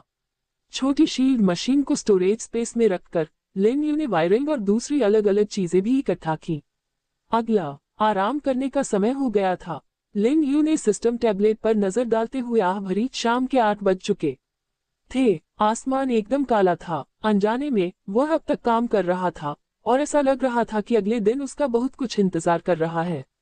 हालांकि ये काफी संतोषजनक लगा। उन्होंने बेस पर प्रोडक्शन मैनेज किया, बाई ने जीत का नेतृत्व किया और लिटिल मेन के साथ दूसरे लिटिल आइस लिजर्ड्स ने डिवाइन हॉर्न रेस को अलग अलग सब बेस और मेन बेस को बचाने में मदद की। कल तक लिन यू ने सोचा कि उसे टॉयलेट बनाने और ग्लास ग्रीन हाउस लगाने के लिए सब बेस के बीच ट्रेवल करना होगा। एक बार नींव रख दी गई तो वह शांति से निश्चिंत हो गया। लिन यू को अब लोन वुल्फ सर्वाइवर से ज्यादा एक हैंड्स ऑन किंग जैसा महसूस हो रहा था। शायद यह इतना बुरा नहीं है। लिन यू को लगा कि ऐसा राजा होना कोई बुरी बात नहीं है। उनकी कमांड में एलीट सैनिक थे जिन्हें दुश्मनों से निपटना था और चुनौतियों का सामना करना था। बाद में खेती का प्रोडक्शन बढ़ सका और अलग अलग इंडस्ट्रीज डेवलप हो सकी। ये काफी उम्मीद जगाने वाला लग रहा था। मेन शेल्टर में लौटकर लिन यू सबसे पहले किचन में दावत बनाने गई। बेशक उसने लिटिल मेंग और दूसरी लिटिल आइस लिजर्ड्स के लिए खाना बनाया और उन्हें लिविंग रूम में रख दिया। पेट भरकर खाने के बाद वह बाथरूम में गया, एक बड़े टब में गर्म पानी भरा और आराम से उसमें नहाया। नहाते समय उन्होंने वर्ल्ड चेक चैनल भी देखा और वर्ल्ड ट्रेड मॉल भी गए। आखिरकार सर्वाइवल पॉइंट्स मॉल पहुंचने पर उन्हें अचानक पता चला कि उनके सर्वाइवल पॉइंट्स 1.32 मिलियन के हैरान करने वाले आंकड़े तक पहुंच गए हैं। अब वह फुल मैप एरिया अनलॉक खरीद सकता था। लिन यू को अचानक उत्साह महसूस हुआ। क्या इसका मतलब ये हो सकता है कि बाद में इसके लिए कोशिश की जाए? लेकिन क्या इस फुल मैप एरिया अनलॉक से दूसरी दुनिया में इंसानों के रहने वाले पूरे इलाके का पता चला, या क्या इससे दूसरी इंसानों जैसी जातियों के रहने वाले इलाके भी अनलॉक हो सकते हैं? लिन यू ने सोचा और जल्द ही परचेज बटन दबा दिया। बधाई हो, आपने फुल मैप एरिया अनलॉक कर लिया है। बधाई हो, आप फुल मैप एरिया अनलॉक पाने वाले पहले सर्वाइवर हैं और पैलेडियम ट्रेजर चेस्ट X1 कमा रहे हैं। बधाई हो, आपको डंजन फ्रेगमेंट इल्यूजन रियल्म मिल गया है। Lin Yu, illusion realm dungeon fragment, वह क्या है? Illusion realm dungeon fragment, survival game dungeon में जाने के लिए 7 फ्रेगमेंट इकट्ठा करें। Illusion realm. लिन यू उलझन में थी। यह नई बात क्या है? ये पहले यहाँ क्यों नहीं था? लिन यू अब एरिया मैप अनलॉक की स्थिति को चेक करने की भी जहमत नहीं उठाती। इस समय वह सिर्फ सिस्टम के नए आए इल्यूशन रियल्म फ्रेगमेंट इशू के बारे में सोच रहा है। सच कहूं तो लिन यू अब सिस्टम की हर चाल को समझ नहीं पा रही है। ये सिर्फ इन समझ से बाहर नए टुकड़ों के बारे में नहीं है। आपदा के बाद आपदा के नतीजों का कोई ब्रॉडकास्ट नहीं होता, कोई बचे हुए नंबर नहीं होते और कोई आपदा का अनुमान भी नहीं होता। यहाँ तक कि तथाकथित अपग्रेड भी खत्म हो जाते हैं। मौजूदा सिस्टम पहले के डिजास्टर रिलीज के आसपास मौजूद ताकतवर फोर्स के बजाय एक बहुत ही हाईटेक आसान टूल जैसा है। लिन यू को तो ये भी लगता है कि सिस्टम एक बड़ी चीज को रोक रहा है, लेकिन ये इल्यूजन रियल्म फ्रैगमेंट तथाकथित बड़ा वाला नहीं होना चाहिए, है ना? लिन यू ने इल्यूजन रियल्म फ्रैगमेंट पर नजर डाली और पाया कि उसके एनोटेशन में सिर्फ एक लाइन है, इल्यूजन रियल्म के फ्रैगमेंट इल्यूजन रियल्म को अनलॉक करने के लिए 7 इकट्ठा करें। जहां तक तथाकथित इल्यूजन रियल्म का सवाल है तो इसके बारे में कोई जानकारी नहीं है। लिन यू ने कुछ देर सोचा, फिर याद में एक धमाका सुना, ये जानकर कि सिस्टम द्वारा गिराया गया पैलेडियम ट्रेजर चेस्ट आ गया है। हालांकि अब किसी भी खजाने को देखने का न तो समय है और न ही मन है। उसने गहरी सांस ली और फुल एरिया मैप पर क्लिक करके उसे खोला। लगभग तुरंत ही उसके सामने का एरिया मैप तेजी से छोटा हो गया, जैसे पूरी जमीन का बर्ड्स आई व्यू हो, और लेन यू को जल्दी से डेजर्ट की लोकेशन और उसके आसपास की लगभग सभी जमीन और किनारे का पूरा मैप मिल गया। ये है। रुको, कोई बाउंड्री है। लेन यू ये देखकर हैरान रह गई कि तथाकथित एरिया मैप पूरी जमीन नहीं है, बल्कि एक बहुत बड़ा सीधा लंबा मैप है, जिस पर सिर्फ पूरी धरती के इंसानों के इकट्ठा होने का एरिया मैप लिखा है। पूरी पृथ्वी के इंसानों के इकट्ठा होने के एरिया का मैप। क्या ये दूसरी दुनिया के सभी इलाकों का मैप नहीं होना चाहिए? लिन यू ने पहले भी सोचा था कि ऐसा हो सकता है, लेकिन इसे असल में खोलने पर उन्हें लगा कि यह सिस्टम सच में बहुत सोच समझकर बनाया गया है। क्या ये सिर्फ इसलिए है ताकि मैप खोलने वाले पहले व्यक्ति को तथाकथित बाउंड्री का पता चल सके? लिन यू ने मैप पर दूसरी दिशा की ओर देखा। वह इस मैप को छोटा करता रहा और आखिर में उसे वह घाटी दिखी जहां सबसे पश्चिमी पॉइंट पर वुल्फ हेडेड मैन इकट्ठा होता है। डिवाइन हॉर्न रेस इंसानों के इकट्ठा होने की जगहों की दक्षिणी जमीन के बीच में लगती है। लेकिन लिन यू ने इसे थोड़ा सा देखा और मोटे तौर पर देखने के बाद वह इस मैप से पूरी तरह से मोहित हो गई। पहले जो धुंधला था, जैसे बादलों से ढका हुआ एक बड़ा बूट पेनिनसुला, अब एकदम साफ है। वह बुलफाइटिंग कंट्री के पेनिनसुला का आकार और यंगून आइलैंड की आउटलाइन भी देख सकता है। यूरोप की विशाल सीमा और भी स्पष्ट है, लेकिन ये पृथ्वी पर जमीन है। अब इस दूसरी दुनिया में यह एक बहुत बड़ा समुद्र है, और मेडिटेरेनियन, अटलांटिक और दूसरे इलाके जमीन में बदल गए। वह जिस रेगिस्तान में है, वह असली मेडिटेरेनियन से थोड़ा उत्तर पूर्व में बुलफाइटिंग कंट्री पेनिनसुला के इलाके के पास है। पूरी इंसानियत पास के रेगिस्तान के आसपास है, जो अलग अलग रंग के ब्लॉक से बना है और लगातार बदलता रहता है। क्या जमीन और समुद्र की उलटफेर की दुनिया है? लिन यू की सांसें तेज हो गईं। पृथ्वी पर जमीन और समुद्र दूसरी दुनिया में मैप किए गए हैं, जो पूरी तरह से उल्टे हैं। पहले जो बहुत बड़ी जमीन थी, वह अब एक डरावना समुद्र बन गई है, जिससे असली विशाल समुद्र जमीन में बदल गया है। झीलें द्वीप बन गईं और द्वीप झील बन गए। स्ट्रेट इस्थमस बन गए और खाड़ियां भी पेनिनसुला बन गईं। ऐसा लगता है कि पूरी दुनिया बदल गई है, पूरी तरह से। लिन यू ने अपना सिर हिलाया। ऐसा लगता है कि वह इसे महसूस कर पा रहा है। अब वह पूरी तरह से निश्चित है। ये दूसरी दुनिया इंसानों से परे किसी अस्तित्व ने बनाई है, जैसे कोई 3D प्रिंटेड अजीब दुनिया। नहीं तो इस पूरी तरह से नकल वाले और जमीन समुद्र उल्टे एरिया मैप को समझाने का कोई तरीका नहीं है। दुनिया के सभी इंसानों के लिए, यहाँ तक कि ह्यूमनॉइड्स के लिए भी। मुझे डर है कि वे इस ऊंचे जीवन के लिए सिर्फ खिलौने हैं। और यह उच्च जीवन रूप। लिन यू को फिर से वह दीवार पर बनी पेंटिंग याद आई, जिसका पैटर्न देखकर हर कोई हैरान रह गया। क्या ये सच में ऐसा है? लिन यू ने आह भरी। वह जानता है कि अब पूरी इंसानियत को एक बार पूरी तरह से एक होकर संघर्ष करना होगा, इससे पहले कि दूसरी तरफ के लोग बोर हो जाएं। अन्यथा लिन यू ने मौजूदा इंसानी एक्टिविटी रीजन को देखा। ये काफी छोटा है, बहुत छोटा। 2 अरब लोग यूरोप से ज्यादा बड़े नहीं, बल्कि एक जगह पर जी रहे हैं, और उन्होंने अनगिनत बड़े और छोटे कलर ब्लॉक देखे, जो कब्जे वाले एरिया में लगातार फैल और सिकुड़ रहे थे। सबसे बड़ा डेजर्ट जोन का हल्का नीला एरिया है, जिसमें वह और फे यू हैं।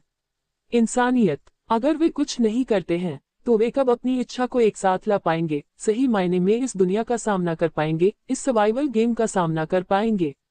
हालांकि इस दूसरी दुनिया और पृथ्वी का अनुपात पता नहीं है, लेकिन अब यह उतना जरूरी नहीं लगता। लिन यू ने भौहें चढ़ाई। उसने सिस्टम पैनल खोला, तुरंत फे यू को ढूंढा और एक वॉइस मैसेज भेजा।